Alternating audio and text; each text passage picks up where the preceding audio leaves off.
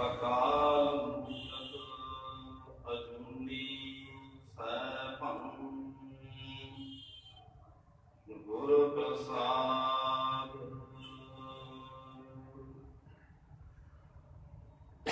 ਡੰਡੌਤ ਬੰਦਨ ਅਨੰਦ ਬਾਰ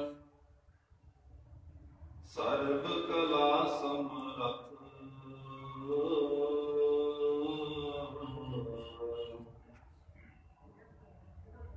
ਡੋਲਨ ਤੇ ਰਾਖੋ ਪ੍ਰਭੂ ਨਾਨਕ ਦੇ ਕਰ ਹੱਥ।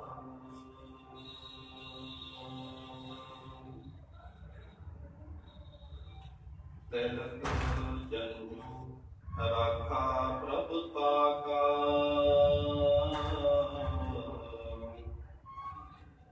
ਇਨੋ ਵੱਡੋ ਕਲੂ ਮੈਂ ਸਾਕਾ।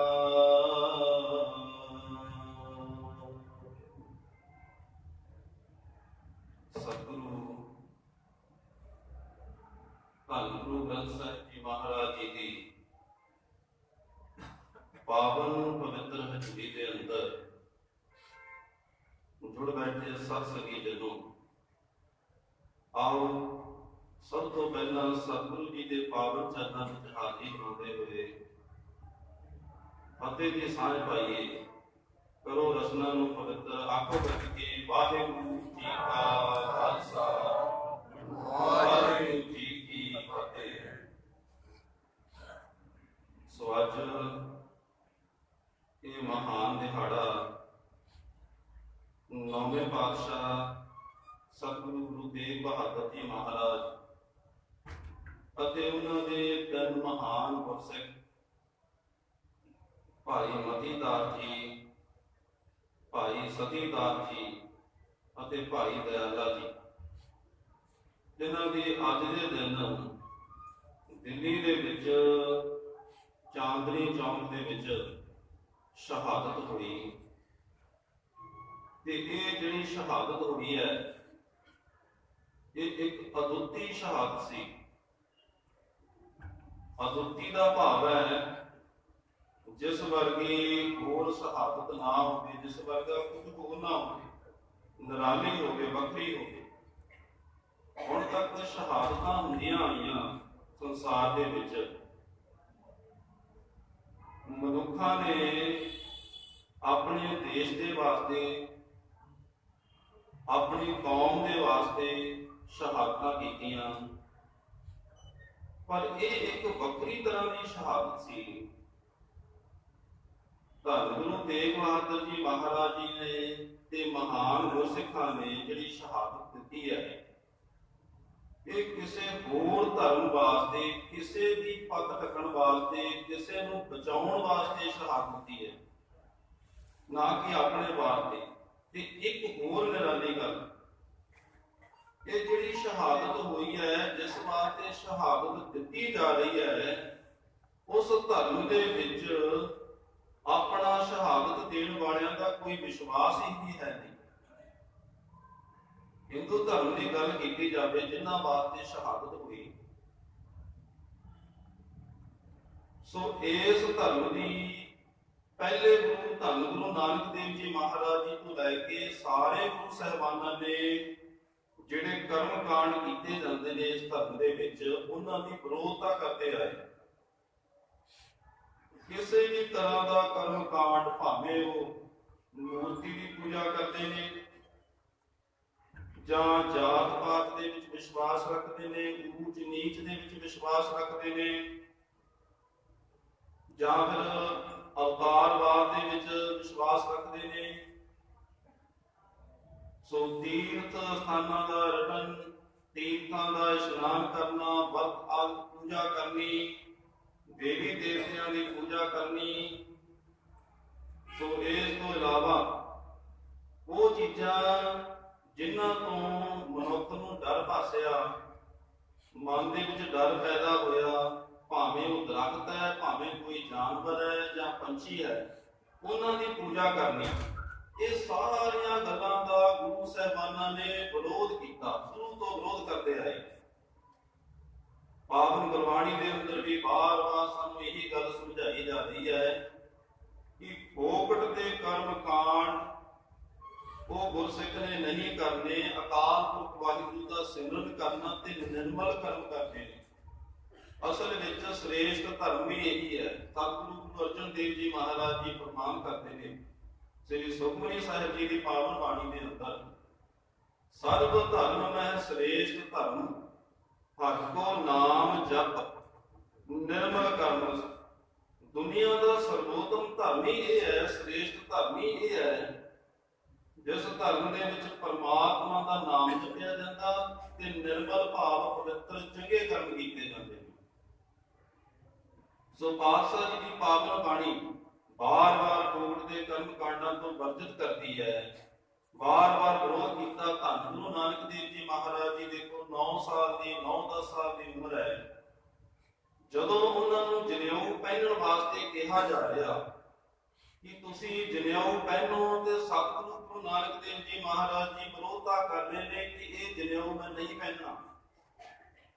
ਜੇਕਰ ਨੌਵੇਂ ਪਾਤਸ਼ਾਹ ਨੂੰ ਦੇਖਦੇ ਹਾਂ ਤੇ ਨੌਵੇਂ ਪਾਤਸ਼ਾਹ ਜੀ ਹੁਣ ਜਦੋਂ ਜਨੇਊ ਜ਼ਬਰਦਸਤੀ ਉਤਾਰੇ ਜਾ ਰਹੇ ਨੇ ਤੇ ਉਸ ਸਮੇਂ ਸਤਿਗੁਰੂ ਜੀ ਡਟ ਕੇ ਕਹਿੰਦੇ ਜ਼ਬਰਦਸਤੀ ਇਹ ਜਨੇਊ ਲੈਣ ਵੀ ਨਹੀਂ ਦੇਣੇ, ਭਾਵੇਂ ਸਾਡਾ ਸੀਸ ਵੀ ਲੱਗ ਜਾਵੇ, ਭਾਵੇਂ ਸਾਨੂੰ ਸ਼ਹਾਦਤ ਵੀ ਦੇਣੀ ਪਵੇ, ਸ਼ਹਾਦਤ ਦਾ ਜਾਮ ਭਾਵੇਂ ਪੀਣਾ ਪਵੇ। ਸੋ ਸਤਿਗੁਰੂ ਨਾਨਕ ਦੇਵ ਜੀ ਮਹਾਰਾਜ ਜੀ ਜਿਨ੍ਹਾਂ ਨੇ ਜਨੇਊ ਪਾਉਣ ਤੋਂ ਇਨਕਾਰ ਕਰ ਦਿੱਤਾ, ਜਾਤ ਪਾਤ ਦੀ ਜਿਨ੍ਹਾਂ ਨੇ ਵਿਰੋਧਤਾ ਕੀਤੀ, ਪੂਜ ਨੀਤ ਜੀ ਜਿਨ੍ਹਾਂ ਨੇ ਵਿਰੋਧਤਾ ਕੀਤੀ, ਫੋਕਟ ਦੇ ਕਰਮ ਕਾਂਡ ਉਹਨਾਂ ਤੋਂ ਵਰਜਿਤ ਕਰਕੇ ਮਨੁੱਖ ਨੂੰ ਸੱਚ ਦੇ ਨਾਲ ਜੋੜਿਆ, ਅਕਾਲ ਪੁਰਖ ਵਾਹਿਗੁਰੂ ਦੇ ਨਾਲ ਜੋੜਿਆ।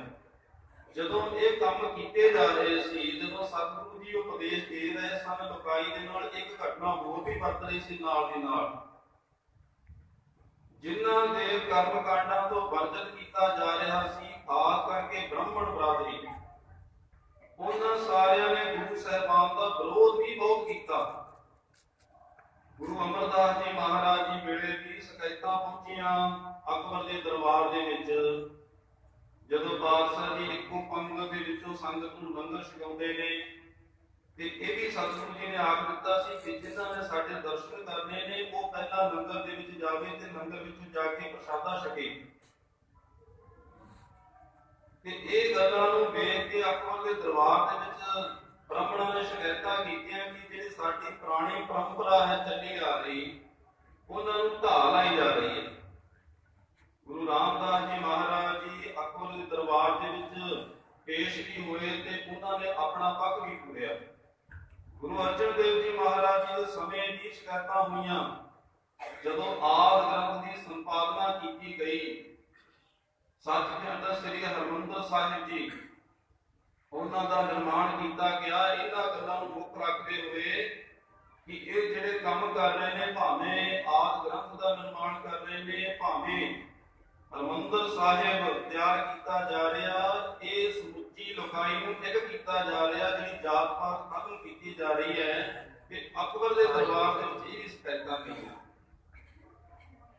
ਤੇ ਗੁਰਬਾਣੀ ਦੇ ਅੰਦਰ ਹਵਾਲਾ ਵੀ ਪਾਤਸ਼ਾਹ ਜੀ ਨੇ ਦਿੱਤਾ, ਮਹਜਰ ਕਾ ਕੀਨੋ ਆਪ ਪਾਪੀ ਕੋ ਲਾਗਾ ਸੰਤਾਪ। ਦੇਖੋ ਹੁਣ ਗੁਰੂ ਸਾਹਿਬਾਨਾਂ ਦਾ ਸਮੇਂ-ਸਮੇਂ ਤੇ ਇਸ ਬਰਾਦਰੀ ਨੇ ਵਿਰੋਧ ਵੀ ਕੀਤਾ। ਗੁਰੂ ਤੇਗ ਬਹਾਦਰ ਜੀ ਮਹਾਰਾਜ ਜੀ ਨੇ ਜਿੱਥੇ ਜਿਹੜੇ ਫੋਕਟ ਦੇ ਕਰਮ ਕਾਂਡ ਸੀ ਇਸ ਧਰਮ ਦੇ ਵਿੱਚ ਹੁੰਦੇ, ਉਹਨਾਂ ਨੂੰ ਪਾਸੇ ਰੱਖ ਦਿੱਤਾ। ਉੱਥੇ ਜਿਹੜਾ ਇਸ ਧਰਮ ਨੇ ਗੁਰੂ ਸਾਹਿਬਾਨਾਂ ਦਾ ਵਿਰੋਧ ਕੀਤਾ ਸਮੇਂ-ਸਮੇਂ ਤੇ, ਉਸ ਚੀਜ਼ ਨੂੰ ਵੀ ਪਾਸੇ ਰੱਖ ਦਿੱਤਾ ਤੇ ਇਸ ਧਰਮ ਦੀ ਰੱਖਿਆ ਵਾਸਤੇ ਸਤਿਗੁਰੂ ਜੀ ਸ਼ਹਾਦਤ ਦੇਣ ਵਾਸਤੇ ਦਿੱਲੀ ਨੂੰ ਗਏ। ਇਹ ਇੱਕ ਅਦੁੱਤੀ ਸ਼ਹਾਦਤ ਹੋਈ। ਸੋ ਇਹ ਜੋ ਸਤਿਗੁਰੂ ਜੀ ਦੀ ਸ਼ਹਾਦਤ ਹੋਈ ਹੈ, ਆਓ ਸਤਿਗੁਰੂ ਜੀ ਦੇ ਜੀਵਨ ਤੇ ਚਾਨਣਾ ਪਾਈਏ ਕਿ ਸਤਿਗੁਰੂ ਜੀ ਦਾ ਸਮੁੱਚਾ ਜੀਵਨ ਕਿਹੋ ਜਿਹਾ ਸੀ। ਧੰਨ ਗੁਰੂ ਤੇਗ ਬਹਾਦਰ ਜੀ ਮਹਾਰਾਜ, ਜਿਨ੍ਹਾਂ ਦਾ ਜਨਮ ਸ੍ਰੀ ਅੰਮ੍ਰਿਤਸਰ ਸਾਹਿਬ ਦੀ ਧਰਤੀ ਤੇ ਹੋਇਆ। ਆਪ ਜੀ ਦੇ ਪਿਤਾ ਪਿਤਾ ਗੁਰੂ ਹਰਗੋਬਿੰਦ ਸਾਹਿਬ ਜੀ ਮਹਾਰਾਜ ਜੀ ਸਨ ਤੇ ਮਾਤਾ ਨਾਨਕੀ ਜੀ। ਆਪ ਜੀ ਦੇ 4 ਵੱਡੇ ਭਰਾ ਸਨ ਤੇ ਇੱਕ ਵੱਡੀ ਭੈਣ। ਬਾਬਾ ਗੁਰਦਿੱਤਾ ਜੀ, ਬਾਬਾ ਅਣੀ ਰਾਏ, ਬਾਬਾ ਸੂਰਜਮਲ ਤੇ ਬਾਬਾ ਅਟਲ ਰਾਏ, ਇਹ 4 ਭਰਾ ਸਨ ਤੇ ਬੀਬੀ ਵੀਰੋ ਆਪ ਜੀ ਦੀ ਵੱਡੀ ਭੈਣ ਸਨ। ਸੋ ਗੁਰੂ ਹਰਗੋਬਿੰਦ ਸਾਹਿਬ ਜੀ ਮਹਾਰਾਜ ਜੀ ਨੂੰ ਜਦੋਂ ਪਤਾ ਲੱਗਾ ਕਿ ਘਰ ਦੇ ਵਿੱਚ ਪ੍ਰਕਾਸ਼ ਹੋਇਆ, ਬੱਚੇ ਨੇ ਜਨਮ ਲਿਆ, ਜਦੋਂ ਸੁਨੇਹਾ ਪਹੁੰਚਿਆ ਤੇ ਸਤਿਗੁਰੂ ਜੀ ਗਏ ਤੇ ਗੋਦੀ ਵਿੱਚ ਲਿਆ। ਬਹੁਤੇ ਇਤਿਹਾਸਕਾਰਾਂ ਨੇ ਇਹ ਵੀ ਲਿਖਿਆ ਕਿ ਸਤਿਗੁਰੂ ਜੀ ਨੇ ਉਸ ਸਮੇਂ ਆਪਣਾ ਸੀਸ ਵੀ ਨਿਵਾ ਦਿੱਤਾ ਸੀ। ਗੁਰੂ ਤੇਗ ਬਹਾਦਰ ਜੀ ਤਿਆਗ ਮੱਲ ਪਹਿਲਾ ਨਾਮ ਸਤਿਗੁਰੂ ਜੀ ਦਾ ਰੱਖਿਆ ਗਿਆ ਤੇ ਬਹੁਤੇ ਇਤਿਹਾਸਕਾਰਾਂ ਨੇ ਇਹ ਵੀ ਲਿਖਿਆ ਕਿ ਤੇਗ ਬਹਾਦਰ ਹੀ ਸੀ ਗੁਰੂ ਤੋਂ ਨਾਮ। ਤੇ ਬਾਬਾ ਬਿਧੀ ਚੰਦ ਜੀ ਉਸ ਸਮੇਂ ਨਾਲ ਸਨ ਸਤਿਗੁਰੂ ਜੀ ਦੇ ਤੇ ਪੁੱਛਣ ਲੱਗੇ, ਸਤਿਗੁਰੂ ਜੀ ਤੁਸੀਂ ਸੀਸ ਕਿਉਂ ਨਵਾਇਆ? ਸਤਿਗੁਰੂ ਨੇ ਸੀਸ ਉਸ ਸਮੇਂ ਨਵਾਉਣਾ ਜਦੋਂ ਗੁਰਤਾ ਗੱਦੀ ਕਿਸੇ ਨੂੰ ਦੇਣੀ ਹੈ ਤੇ ਤੁਸੀਂ ਇੱਕ ਪ੍ਰਣਾਮ ਕੀਤਾ, ਇੱਕ ਸੀਸ ਨਵਾਇਆ ਤੇ ਸਤਿਗੁਰੂ ਜੀ ਆਖਣ ਲੱਗੇ ਕਿ ਇਹ ਮੇਰਾ ਪੁੱਤਰ, ਇਸ ਪੁੱਤਰ ਦੇ ਘਰ ਜਿਹੜਾ ਪੁੱਤਰ ਹੋਵੇਗਾ ਬੜਾ ਮਹਾਬਲੀ ਹੋਵੇਗਾ, ਉਹ ਤੇਗ ਫੜੇਗਾ ਤੇ ਤੇਗ ਫੜ ਕੇ ਇਸ ਹਿੰਦੁਸਤਾਨ ਦੇ ਕੋਲੋਂ ਇਹ ਗੁਲਾਮੀ ਦੀਆਂ ਜ਼ੰਜੀਰਾਂ ਤੋੜ ਕੇ ਰੱਖ ਦੇਵੇਗਾ। ਤੇ ਇਹ ਜਿਹੜਾ ਮੇਰਾ ਪੁੱਤਰ ਹੈ, ਇਹ ਵੀ ਆਉਣ ਵਾਲੇ ਸਮੇਂ ਦੇ ਵਿੱਚ ਵੱਡੀ ਸ਼ਹਾਦਤ ਦੇਵੇਗਾ। ਭਵਿੱਖ ਬਾਰੇ ਬਚਨ ਸਤਿਗੁਰੂ ਜੀ ਨੇ ਪਹਿਲਾਂ ਹੀ ਕਰ ਦਿੱਤੇ ਸਨ। ਸੋ ਸਤਿਗੁਰੂ ਗੁਰੂ ਤੇਗ ਬਹਾਦਰ ਜੀ ਮਹਾਰਾਜ ਸ਼ੁਰੂ ਤੋਂ ਹੀ ਬਚਪਨ ਦੇ ਵਿੱਚ ਹੀ ਸੰਤ ਸੁਭਾਅ ਦੇ ਮਾਲਕ ਸਨ, ਤਿਆਗ ਦੇ ਮਾਲਕ ਸਨ। ਸੋ ਸਤਿਗੁਰੂ ਜੀ ਡੂੰਘੇ ਵਿਚਾਰਵਾਨ ਸਨ। ਇਹ ਵੀ ਸਾਖੀਆਂ ਦੇ ਵਿੱਚ ਆਉਂਦਾ ਕਿ ਜਦੋਂ ਛੋਟੀ ਉਮਰ ਦੇ ਵਿੱਚ ਸੀ ਸਤਿਗੁਰੂ ਜੀ ਤੇ ਕਿੰਨਾ ਸਮਾਂ ਸਤਿਗੁਰੂ ਜੀ ਸਮਾਧੀ ਲਾ ਕੇ ਬੈਠੇ ਰਹਿੰਦੇ, ਕਿੰਨਾ ਸਮਾਂ ਅਡੋਲ ਬੈਠੇ ਰਹਿੰਦੇ ਅਕਾਲ ਪੁਰਖ ਵਾਹਿਗੁਰੂ ਦੇ ਸਿਮਰਨ ਦੇ ਵਿੱਚ। ਸਮਾਂ ਲੰਘਿਆ। ਸੋ ਜਦੋਂ ਸਮਾਂ ਆਇਆ 1634 ਈਸਵੀ ਦਾ 21 ਦੇ ਵਿੱਚ ਸਤਿਗੁਰੂ ਜੀ ਦਾ ਪ੍ਰਕਾਸ਼ ਹੋਇਆ ਸੀ। ਜਦੋਂ 13 ਸਾਲ ਦੇ ਹੋਏ ਤੇ ਉਸ ਸਮੇਂ ਸਤਿਗੁਰੂ ਜੀ ਦਾ ਵਿਆਹ ਭਾਈ ਲਾਲ ਚੰਦ ਅਤੇ ਬੀਬੀ ਵਿਸ਼ਨ ਕੌਰ ਜੀ ਦੀ ਪੁੱਤਰੀ ਸ੍ਰੀ ਗੁਜਰੀ ਜੀ ਦੇ ਨਾਲ, ਜਿਨ੍ਹਾਂ ਨੂੰ ਅਸੀਂ ਸਤਿਕਾਰ ਦੇ ਨਾਲ ਮਾਤਾ ਗੁਜਰੀ ਜੀ ਕਹਾਂਗੇ, ਉਹਨਾਂ ਦੇ ਨਾਲ ਕਰ ਦਿੱਤਾ ਗਿਆ। ਇਹ ਕਰਤਾਰਪੁਰ ਦੀ ਧਰਤੀ ਤੇ ਸਤਿਗੁਰੂ ਜੀ ਦਾ ਵਿਆਹ ਹੋਇਆ। ਤੇ ਉਸੇ ਸਮੇਂ ਇੱਕ ਘਟਨਾ ਹੋਈ ਜਦੋਂ ਸਤਿਗੁਰੂ ਜੀ ਕਰਤਾਰਪੁਰ ਦੀ ਧਰਤੀ ਤੇ ਸਨ। ਜੋ ਪਾਤਸ਼ਾਹ ਜੀ ਦਾ ਪਾਲਿਆ ਹੋਇਆ ਇੱਕ ਪਠਾਨ ਸੀ ਪੈਂਦੇ ਖਾਂ, ਸੋ ਉਸਨੇ ਧੋਖਾ ਕੀਤਾ। ਉਸਨੇ ਕਾਲੇ ਖਾਨ ਨੂੰ ਲੈ ਕੇ ਇੱਕ ਵੱਡਾ ਲਸ਼ਕਰ ਲੈ ਕੇ ਸਤਿਗੁਰੂ ਜੀ ਦੇ ਉੱਪਰ ਚੜ੍ਹਾਈ ਕਰ ਦਿੱਤੀ। ਮੁਕਾਬਲਾ ਹੋਇਆ, ਕਰਤਾਰਪੁਰ ਦੀ ਜੰਗ ਹੋਈ, ਸਭ ਜਾਣਦੇ। ਸਤਿਗੁਰੂ ਗੁਰੂ ਹਰਗੋਬਿੰਦ ਸਾਹਿਬ ਜੀ ਮਹਾਰਾਜ ਜੀ ਦੀ ਜਿੱਤ ਹੋਈ ਤੇ ਇਸ ਜਿੱਤ ਤੋਂ ਬਾਅਦ ਸਤਿਗੁਰੂ ਜੀ ਜਦੋਂ ਜਿਨ੍ਹਾਂ ਨੇ ਬਹਾਦਰੀ ਦੇ ਕੌਤਕ ਦਿਖਾਏ ਤੇ ਉਹਨਾਂ ਨੂੰ ਸਨਮਾਨਿਤ ਕਰਨ ਲੱਗੇ, ਸਤਿਗੁਰੂ ਗੁਰੂ ਹਰਗੋਬਿੰਦ ਸਾਹਿਬ ਜੀ ਮਹਾਰਾਜ ਜੀ ਨੇ ਆਪਣੇ ਬੇਟੇ ਜਿਨ੍ਹਾਂ ਦਾ ਨਾਮ ਤਿਆਗ ਮੱਲ ਹੈ, ਉਹਨਾਂ ਨੂੰ ਬੁਲਾਇਆ ਤੇ ਆਖਣ ਲੱਗੇ ਤੁਹਾਡੀ ਤੇਗ ਨੇ ਬੜੇ ਬਹਾਦਰੀ ਦੇ ਕੌਤਕ ਦਿਖਾਏ ਨੇ, ਤੁਸੀਂ ਤਾਂ ਤੇਗ ਦੇ ਬਹਾਦਰ ਹੋ। ਤੇ ਉਸ ਸਮੇਂ ਸਤਿਗੁਰੂ ਜੀ ਨੇ ਖਲਸ ਦਿੱਤਾ ਸਤਿਗੁਰੂ ਜੀ ਨੂੰ ਤੇ ਬਾਅਦ ਵਿੱਚ ਆਖਦੇ ਨੇ ਕਿ ਤੇਗ ਬਹਾਦਰ ਦੇ ਨਾਮ ਨਾਲ ਹੀ ਸਤਿਗੁਰੂ ਜੀ ਪ੍ਰਸਿੱਧ ਹੋ ਗਏ। ਉਸ ਸਮੇਂ ਸਤਿਗੁਰੂ ਜੀ ਨੇ ਇੱਕ ਕਿਤਾਬ ਵੀ ਸਤਿਗੁਰੂ ਜੀ ਗੁਰੂ ਤੇਗ ਬਹਾਦਰ ਜੀ ਮਹਾਰਾਜ ਜੀ ਨੂੰ ਬਖਸ਼ਿਸ਼ ਕੀਤੀ ਤੇ ਉੱਥੋਂ ਆਏ ਸਤਿਗੁਰੂ ਜੀ 1635 ਦੇ ਵਿੱਚ ਜੰਗ ਹੋਈ। ਉਸ ਤੋਂ ਬਾਅਦ ਕੀਰਤਪੁਰ ਸਾਹਿਬ ਜੀ ਦੀ ਧਰਤੀ ਤੇ ਡੇਰੇ ਲਾਏ।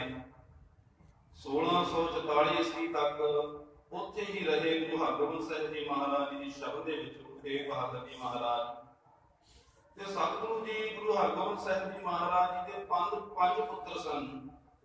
ਉਹਨਾਂ 5 ਪੁੱਤਰਾਂ ਦੇ ਵਿੱਚੋਂ 2 ਪੁੱਤਰ ਚੜ੍ਹਾਈ ਕਰ ਚੁੱਕੇ ਸਨ। ਬਾਬਾ ਅਟਲ ਰਾਏ ਜੀ ਉਹ ਅੰਮ੍ਰਿਤਸਰ ਸਾਹਿਬ ਜੀ ਦੀ ਧਰਤੀ ਤੇ ਬਾਬਾ ਗੁਰਦਿੱਤਾ ਜੀ ਉਹ ਕੀਰਤਪੁਰ ਸਾਹਿਬ ਜੀ ਦੀ ਧਰਤੀ ਤੇ ਚੜ੍ਹਾਈ ਕਰ ਚੁੱਕੇ ਸਨ। ਤੇ 3 ਪੁੱਤਰ ਬਾਕੀ ਸਨ, ਬਾਬਾ ਸੂਰਜਮਲ ਜੀ, ਬਾਬਾ ਅਣੀ ਰਾਏ ਜੀ ਅਤੇ ਧੰਨ ਗੁਰੂ ਤੇਗ ਬਹਾਦਰ ਜੀ ਮਹਾਰਾਜ। ਗੁਰਤਾ ਗੱਦੀ ਦੇਣ ਦਾ ਸਮਾਂ ਆਇਆ ਤੇ ਸਤਿਗੁਰੂ ਜੀ ਨੇ ਕੀ ਕੌਤਕ ਰਚਿਆ। ਜਿਹੜੇ ਵੱਡੇ ਸਪੁੱਤਰ ਚੜ੍ਹਾਈ ਕਰ ਚੁੱਕੇ ਸਨ, ਬਾਬਾ ਗੁਰਦਿੱਤਾ ਜੀ ਉਹਨਾਂ ਦੇ ਦੋ ਪੁੱਤਰ ਸਨ। ਵੱਡਿਆਂ ਦਾ ਨਾਮ ਸੀ ਬਾਬਾ ਧੀਰਮਲ ਤੇ ਛੋਟਿਆਂ ਦਾ ਨਾਮ ਸੀ ਗੁਰੂ ਹਰਰਾਏ ਸਾਹਿਬ ਜੀ। ਗੁਰੂ ਹਰਰਾਏ ਸਾਹਿਬ ਜੀ ਨੂੰ ਗੁਰਤਾ ਗੱਦੀ ਦਾ 1644 ਈਸਵੀ ਦੇ ਵਿੱਚ ਤਿਲਕ ਲਗਾ ਦਿੱਤਾ। ਤੇ ਗੁਰੂ ਸਾਖੀਆਂ ਦੇ ਵਿੱਚ ਇਹ ਵੀ ਆਉਂਦਾ ਕਿ ਜਦੋਂ ਤਿਲਕ ਲਗਾ ਦਿੱਤਾ ਗਿਆ, ਗੁਰਤਾ ਗੱਦੀ ਦੇ ਦਿੱਤੀ ਗਈ, ਮਾਤਾ ਨਾਨਕੀ ਜੀ ਕੁਝ ਗਿਲੇ ਸ਼ਿਕਵੇ ਕੀਤੇ ਕਿ ਮੇਰਾ ਪੁੱਤਰ ਤਾਂ ਸੰਤ ਸੁਭਾਅ ਦਾ ਮਾਲਕ ਹੈ, ਇਹ ਤਾਂ ਕਿਸੇ ਦੇ ਨਾਲ ਗੱਲਬਾਤ ਵੀ ਨਹੀਂ ਕਰਦੇ, ਘੱਟ ਬੋਲ ਚਾਲ ਕਰਦੇ ਨੇ। ਸਮਾਜ ਦਾ ਇਹਨਾਂ ਨੂੰ ਨਹੀਂ ਪਤਾ ਕਿ ਸਮਾਜ ਦੇ ਵਿੱਚ ਕਿਸ ਤਰ੍ਹਾਂ ਰਹਿਣਾ। ਤੇ ਤੁਸੀਂ ਗੁਰਤਾ ਗੱਦੀ ਦੇਤੀ ਹੈ ਆਪਣੇ ਪੁੱਤਰਾਂ ਨੂੰ ਛੱਡ ਕੇ ਆਪਣੇ ਪੋਤਰੇ ਨੂੰ, ਤੇ ਹੁਣ ਮੇਰੇ ਪੁੱਤਰ ਦਾ ਗੁਜ਼ਾਰਾ ਕਿਵੇਂ ਹੋਵੇਗਾ? ਇਸ ਤਰ੍ਹਾਂ ਦੇ ਨਾਲ ਕਹਿੰਦੇ ਸ਼ਿਕਾਇਤਾਂ ਕੀਤੀਆਂ। ਜਦੋਂ ਗੁਰੂ ਹਰਗੋਬਿੰਦ ਸਾਹਿਬ ਜੀ ਮਹਾਰਾਜ ਜੀ ਨੇ ਧੀਰਜ ਦਿੱਤਾ ਕਿ ਧੀਰਜ ਰੱਖੋ, ਆਉਣ ਵਾਲੇ ਸਮੇਂ ਦੇ ਅੰਦਰ ਗੁਰਤਾ ਗੱਦੀ ਤੁਹਾਡੇ ਘਰ ਦੇ ਵਿੱਚ ਆਵੇਗੀ। ਹਰ ਇੱਕ ਕੰਮ ਦਾ ਕੋਈ ਸਮਾਂ ਹੁੰਦਾ ਹੈ ਤੇ ਸਮਾਂ ਆਉਣ ਦੇ ਨਾਲ ਤੁਹਾਡੇ ਪੁੱਤਰ ਪ੍ਰਗਟ ਹੋਣਗੇ। ਉਸ ਸਮੇਂ ਸਤਿਗੁਰੂ ਜੀ ਨੇ ਇੱਕ ਆਪਣਾ ਰੁਮਾਲ ਦਿੱਤਾ, ਸ੍ਰੀ ਸੁਖਮਨੀ ਸਾਹਿਬ ਜੀ ਦੀ ਪੋਥੀ ਅਤੇ ਇੱਕ ਕਟਾਰ, ਇਹ ਮਾਤਾ ਨਾਨਕੀ ਜੀ ਦੀ ਝੋਲੀ ਪਾ ਦਿੱਤਾ ਤੇ ਇਹਨਾਂ ਨੂੰ ਵਚਨ ਕਰ ਦਿੱਤੇ ਕਿ ਤੁਸੀਂ ਹੁਣ ਕੀਰਤਪੁਰ ਸਾਹਿਬ ਤੋਂ ਬਾਬੇ ਬਕਾਲੇ ਚਲੇ ਜਾਓ। ਇਹ ਬਾਬਾ ਬਕਾਲਾ ਜਿਹੜਾ ਕਿ ਗੁਰੂ ਤੇਗ ਬਹਾਦਰ ਜੀ ਮਹਾਰਾਜ ਜੀ ਦਾ ਨਾਨਕਾ ਪਿੰਡ ਹੈ, ਉੱਥੇ ਜਾ ਕੇ ਸਤਿਗੁਰੂ ਜੀ ਨੇ ਡੇਰੇ ਲਾਏ ਗੁਰੂ ਹਰਗੋਬਿੰਦ ਸਾਹਿਬ ਜੀ ਮਹਾਰਾਜ ਜੀ ਦੇ ਬਚਨਾਂ ਦੇ ਨਾਲ। ਗੁਰੂ ਹਰਗੋਬਿੰਦ ਸਾਹਿਬ ਜੀ ਮਹਾਰਾਜ ਜੀ ਸ੍ਰੀ ਛੱਡ ਗਏ। ਗੁਰੂ ਹਰਰਾਏ ਸਾਹਿਬ ਜੀ ਗੁਰਤਾ ਗੱਦੀ ਤੇ ਵਿਰਾਜਮਾਨ ਹੋਏ ਨੇ ਤੇ ਗੁਰੂ ਤੇਗ ਬਹਾਦਰ ਜੀ ਮਹਾਰਾਜ ਬਾਬੇ ਬਕਾਲੇ ਦੀ ਧਰਤੀ ਤੇ ਉੱਥੇ ਉਹਨਾਂ ਨੇ ਇੱਕ ਤਪ ਸਾਧਿਆ। ਇਹ ਜਿਹੜਾ ਬਾਬੇ ਬਕਾਲੇ ਦੀ ਧਰਤੀ ਤੇ ਪਾਤਸ਼ਾਹ ਜੀ ਨੇ ਕੌਤਕ ਰਚਿਆ, ਜੋ ਨਾਮ ਸਿਮਰਨ ਦਾ ਅਭਿਆਸ ਕੀਤਾ ਪਿਛਲੇ ਸਮੇਂ ਦੇ ਦੌਰਾਨ, ਇਸ ਗੱਲ ਤੇ ਰੌਲਾ ਵੀ ਬਹੁਤ ਪੈ ਚੁੱਕਾ ਹੈ, ਇਸ ਕਰਕੇ ਇਸ ਨੂੰ ਜ਼ਿਆਦਾ ਕਹਾਂਗੇ ਵੀ ਨਹੀਂ। ਸੋ ਸਤਿਗੁਰੂ ਜੀ ਨੇ ਨਾਮ ਸਿਮਰਨ ਦਾ ਬਾਬੇ ਬਕਾਲੇ ਦੀ ਧਰਤੀ ਤੇ ਅਭਿਆਸ ਕੀਤਾ। ਮਾਤਾ ਗੁਜਰੀ ਜੀ ਅਤੇ ਮਾਤਾ ਨਾਨਕੀ ਜੀ ਸਤਿਗੁਰੂ ਜੀ ਦੇ ਨਾਲ ਹਨ। ਗੁਰੂ ਹਰਰਾਏ ਸਾਹਿਬ ਜੀ ਮਹਾਰਾਜ ਜੀ ਨੇ 1661 ਈਸਵੀ ਦੇ ਵਿੱਚ ਸਰੀਰ ਵਿਚੋਲਾ ਤਿਆਗ ਦਿੱਤਾ ਤੇ ਉਹਨਾਂ ਦੇ ਵੀ ਦੋ ਪੁੱਤਰ ਸਨ। ਵੱਡਿਆਂ ਦਾ ਨਾਮ ਸੀ ਬਾਬਾ ਰਾਮ ਰਾਏ ਜੀ, ਛੋਟਿਆਂ ਦਾ ਨਾਮ ਸੀ ਗੁਰੂ ਹਰਕ੍ਰਿਸ਼ਨ ਜੀ। ਵੱਡੇ ਪੁੱਤਰ ਨੂੰ ਛੱਡ ਕੇ ਉਹਨਾਂ ਨੇ, ਕਾਰਨ ਵੀ ਆਪ ਸੰਗਤਾਂ ਨੂੰ ਪਤਾ ਹੈ ਕੀ ਹੈ, ਉਹਨਾਂ ਨੇ ਗੁਰਬਾਣੀ ਦੀ ਤੁਕ ਬਦਲ ਦਿੱਤੀ ਸੀ। ਮਿੱਟੀ ਮੁਸਲਮਾਨ ਕੀ ਮਿੱਟੀ ਬੇਈਮਾਨ ਦੇ ਕਹਿਤਾ ਸੀ। ਤੇ ਸਤਿਗੁਰੂ ਜੀ ਨੇ ਆਖ ਦਿੱਤਾ ਸੀ ਗੁਰੂ ਹਰਰਾਏ ਸਾਹਿਬ ਨੇ ਕਿ ਅੱਜ ਤੋਂ ਬਾਅਦ ਰਾਮ ਰਾਏ ਸਾਡੇ ਮੱਥੇ ਨਾ ਲੱਗੇ। ਇਹ ਪਾਤਸ਼ਾਹ ਜੀ ਨੇ ਸਰੀਰ ਵਿਚੋਲਾ ਤਿਆਗਣ ਤੋਂ ਬਾਅਦ, ਤਿਆਗਣ ਸਮੇਂ ਇਹ ਗੁਰਤਾ ਗੱਦੀ ਦਾ ਤਿਲਕ ਗੁਰੂ ਹਰਕ੍ਰਿਸ਼ਨ ਜੀ ਨੂੰ ਛੋਟੇ ਪੁੱਤਰ ਨੂੰ ਲਗਾ ਦਿੱਤਾ।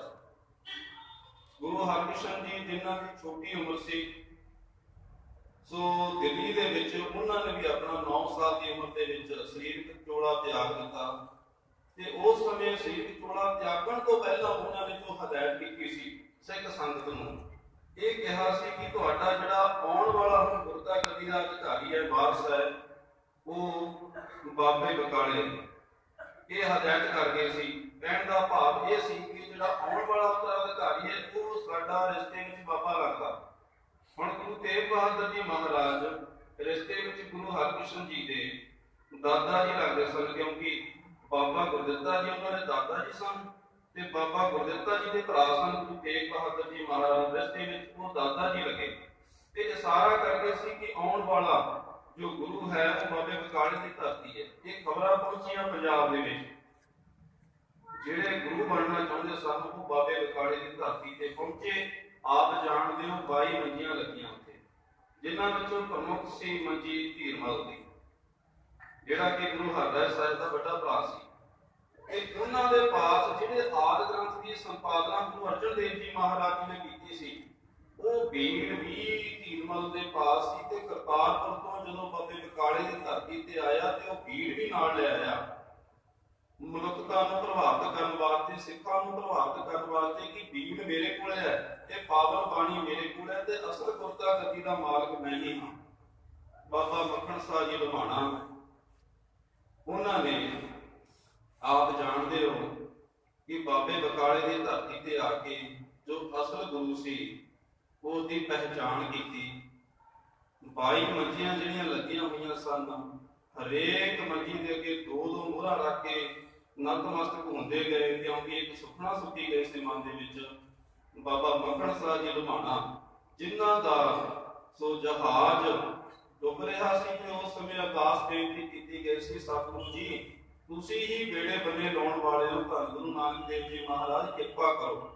ਤੇ ਉਸ ਸਮੇਂ ਇੱਕ ਸੁਪਨਾ ਸੁੱਕੀ ਸੀ, ਬਾਬਾ ਮੱਕੜ ਸਾਹਿਬ ਜੀ ਲੁਧਿਆਣਾ ਨੇ ਉਹ ਸੁਪਨਾ ਦੀ ਪੂਰਤੀ ਵਾਸਤੇ ਆ ਗਏ ਸਨ। ਤੇ ਦੋ ਦੋ ਮੋਹਰਾਂ ਰੱਖ ਕੇ, ਕਈ ਇਤਿਹਾਸਕਾਰਾਂ ਨੇ ਪੰਜ ਪੰਜ ਮੋਹਰਾਂ ਵੀ ਦੱਸੀਆਂ ਨੇ, ਹੁਣ ਹਰੇਕ ਦੇ ਅੱਗੇ ਰੱਖ ਰਹੇ ਨੇ। ਤੇ ਹਰੇਕ ਗੁਰੂ ਜਿਹੜਾ ਗੁਰਤਾ ਗਦੀ ਦਾ ਬਣਿਆ ਬੈਠਾ, ਹਰੇਕ ਵਿਅਕਤੀ ਉਹ ਬਾਬਾ ਮੱਕੜ ਸਾਹਿਬ ਜੀ ਲੁਧਿਆਣਾ ਨੂੰ ਉਹ ਅਸ਼ੀਰਵਾਦ ਦੇ ਜਾ ਰਹੇ।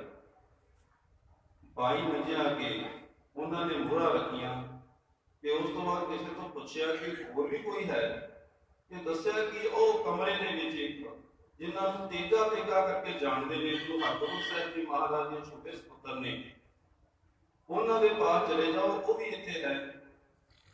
ਤੇ ਬਾਬਾ ਮੱਕੜ ਸਾਹਿਬ ਜੀ ਲੁਧਿਆਣਾ ਜਦੋਂ ਸਤਿਗੁਰੂ ਜੀ ਦੇ ਪਾਸ ਗਏ ਤੇ ਮੋਹਰਾਂ ਰੱਖ ਕੇ ਮੱਥਾ ਟੇਕਣ ਲੱਗੇ, ਸਤਿਗੁਰੂ ਜੀ ਉਸੇ ਸਮੇਂ ਆਖਣ ਲੱਗੇ ਕਿ ਭਾਈ ਜਦੋਂ ਸੁਪਨਾ ਸੁੱਕੀ ਸੀ ਉਦੋਂ ਤੇ 500 ਮੋਹਰਾਂ ਦੀ ਸੁਪਨਾ ਸੁੱਕੀ ਸੀ, ਹੁਣ ਇਹ ਘੱਟ ਮੋਹਰਾਂ ਕਿਉਂ ਚੜਾ ਰਹੇ? ਜਿਉਂ ਹੀ ਸਤਿਗੁਰੂ ਜੀ ਨੇ ਬਚਨ ਕੀਤੇ ਤੇ ਬਾਬਾ ਮੱਕੜ ਸਾਹਿਬ ਜੀ ਲੁਧਿਆਣਾ ਬੜੇ ਖੁਸ਼ ਹੋਏ ਤੇ ਉਹਨਾਂ ਨੇ ਬਾਹਰ ਆ ਕੇ ਵੀ ਰੌਲਾ ਪਾਇਆ। ਉਹਨਾਂ ਨੇ ਆਖਿਆ ਕਿ ਸੱਚਾ ਗੁਰੂ ਹੈ ਜੋ ਉਹ ਲੱਭ ਗਿਆ ਹੈ, ਗੁਰੂ ਲਾਧੋ ਲੈ, ਗੁਰੂ ਲਾਧੋ ਲੈ, ਇਸ ਤਰ੍ਹਾਂ ਦੇ ਨਾਲ ਆਵਾਜ਼ ਮਾਰੀ। ਕਈ ਸਾਖੀਆਂ ਦੇ ਵਿੱਚ ਇਸ ਤਰ੍ਹਾਂ ਵੀ ਆਉਂਦਾ ਕਿ ਸਤਿਗੁਰੂ ਜੀ ਨੇ ਮਨਾ ਕਰ ਦਿੱਤਾ ਸੀ ਪ੍ਰਗਟ ਹੋਣ ਤੋਂ ਕਿ ਭਾਈ ਤੈਨੂੰ ਪਤਾ ਲੱਗ ਗਿਆ, ਹੁਣ ਬਾਹਰ ਰੌਲਾ ਨਾ ਪਾਈ, ਜਿਹੜਾ ਰੌਲਾ ਪਾਵੇਗਾ ਉਸਦਾ ਮੂੰਹ ਕਾਲਾ ਕਰ ਦਿੱਤਾ ਜਾਵੇਗਾ। ਪਰ ਬਾਬਾ ਮੱਕੜ ਸਾਹਿਬ ਜੀ ਲੁਧਿਆਣਾ ਨੇ ਕੋਈ ਪਰਵਾਹ ਨਹੀਂ ਕੀਤੀ। ਇਹ ਵੀ ਆਖਦੇ ਨੇ ਕਿ ਕਾਲਸ ਨਾਲ ਉਹਨਾਂ ਨੇ ਆਪਣਾ ਮੁਖ ਆਪਣੇ ਆਪ ਹੀ ਕਾਲਾ ਕਰ ਲਿਆ ਸੀ। ਸਤਿਗੁਰੂ ਜੀ ਪ੍ਰਗਟ ਹੋਏ, ਉਸ ਸਮੇਂ ਸਾਰੇ ਸਿੱਖਾਂ ਨੂੰ ਪਤਾ ਲੱਗਾ, ਕਿਉਂਕਿ ਬਾਬਾ ਮੱਕੜ ਸਾਹਿਬ ਜੀ ਲੁਧਿਆਣਾ ਬੜੇ ਫਸਲ ਰਸੂਖ ਵਾਲੇ ਸਨ। ਲਗਭਗ 500 ਘੁੜਸਵਾਰ ਉਹਨਾਂ ਦੇ ਨਾਲ ਹਰ ਸਮੇਂ ਰਹਿੰਦੇ ਸਨ। ਸੋ ਗੁਰਸਿੱਖ ਆਏ, ਸਤਿਗੁਰੂ ਜੀ ਤੋਂ ਪਹਿਚਾਣ ਕੀਤੀ ਗਈ ਤੇ ਗੁਰਤਾ ਗਦੀ ਦਾ ਉਸ ਸਮੇਂ ਤਿਲਕ ਵੀ ਲਾਇਆ ਗਿਆ। ਜਿਹੜੀਆਂ 22 ਮੰਜੀਆਂ ਲੱਗੀਆਂ ਸਨ, 21 ਮੰਜੀਆਂ ਦਾ ਕਹਿੰਦੇ ਜਦੋਂ ਇਹ ਪਤਾ ਲੱਗਾ ਕਿ ਅਸਲ ਗੁਰੂ ਦੀ ਪਹਿਚਾਣ ਹੋ ਗਈ ਤੇ ਉਸੇ ਸਮੇਂ ਕਹਿੰਦੇ ਗਾਇਬ ਹੋ ਗਈ। ਇੱਕ ਧੀਰਮਲ ਜਿਹੜਾ ਇੰਨੇ ਸੌਖੇ ਢੰਗ ਦੇ ਨਾਲ ਆਪਣੀ ਹਾਰ ਮੰਨਣ ਵਾਲਾ ਨਹੀਂ ਸੀ, ਮਨ ਦੇ ਵਿੱਚ ਵਿਚਾਰਾ ਕਰਨ ਲੱਗਾ। ਇੱਕ ਸੀਹੇ ਬਸੰਤ ਨੂੰ ਨਾਲ ਲਿਆ ਤੇ ਵਿਚਾਰਾ ਕਰਨ ਲੱਗਾ ਕਿ ਹੁਣ ਗੁਰਤਾ ਗਤੀ ਮੇਰੇ ਹੱਥ ਵਿੱਚ ਆ ਗਈ ਹੈ, ਤੇ ਜੇਕਰ ਹੁਣ ਗੁਰਤਾ ਗਤੀ ਦਾ ਮਾਲਕ ਮੈਂ ਨਾ ਬਣਿਆ ਤਾਂ ਫਿਰ ਆਉਣ ਵਾਲੇ ਸਮੇਂ ਦੇ ਵਿੱਚ ਵੀ ਨਹੀਂ ਬਣ ਸਕਦਾ। ਸੀਹੇ ਬਸੰਤ ਨਾਲ ਇਹ ਵਿਚਾਰਾਂ ਕੀਤੀਆਂ ਤੇ ਉਹਨਾਂ ਨੇ ਕਿਹਾ ਕਿਉਂ ਨਾ ਗੁਰੂ ਤੇਗ ਬਹਾਦਰ ਨੂੰ ਮਾਰ ਹੀ ਦਿੱਤਾ ਜਾਵੇ, ਮੌਤ ਦੇ ਘਾਟ ਪਾ ਦਿੱਤਾ ਜਾਵੇ। ਤੇ ਇਹ ਸਲਾਹ ਕਰਕੇ ਸਤਿਗੁਰੂ ਜੀ ਦੇ ਉੱਪਰ ਗੋਲੀ ਵੀ ਚਲਾਈ ਇਹਨਾਂ ਨੇ। ਸਤਿਗੁਰੂ ਜੀ ਦੇ ਸ਼ੀਸ਼ ਦੇ ਉੱਪਰ ਗੋਲੀ ਚਲਾਈ ਤੇ ਸਤਿਗੁਰੂ ਜੀ ਦਾ ਸ਼ੀਸ਼ ਸਤਿਗੁਰੂ ਜੀ ਨੇ ਸਾਈਡ ਤੇ ਕਰ ਲਿਆ, ਸ਼ੀਸ਼ ਨੂੰ ਸੂਹ ਕੇ ਗੋਲੀ ਲੰਘ ਗਈ।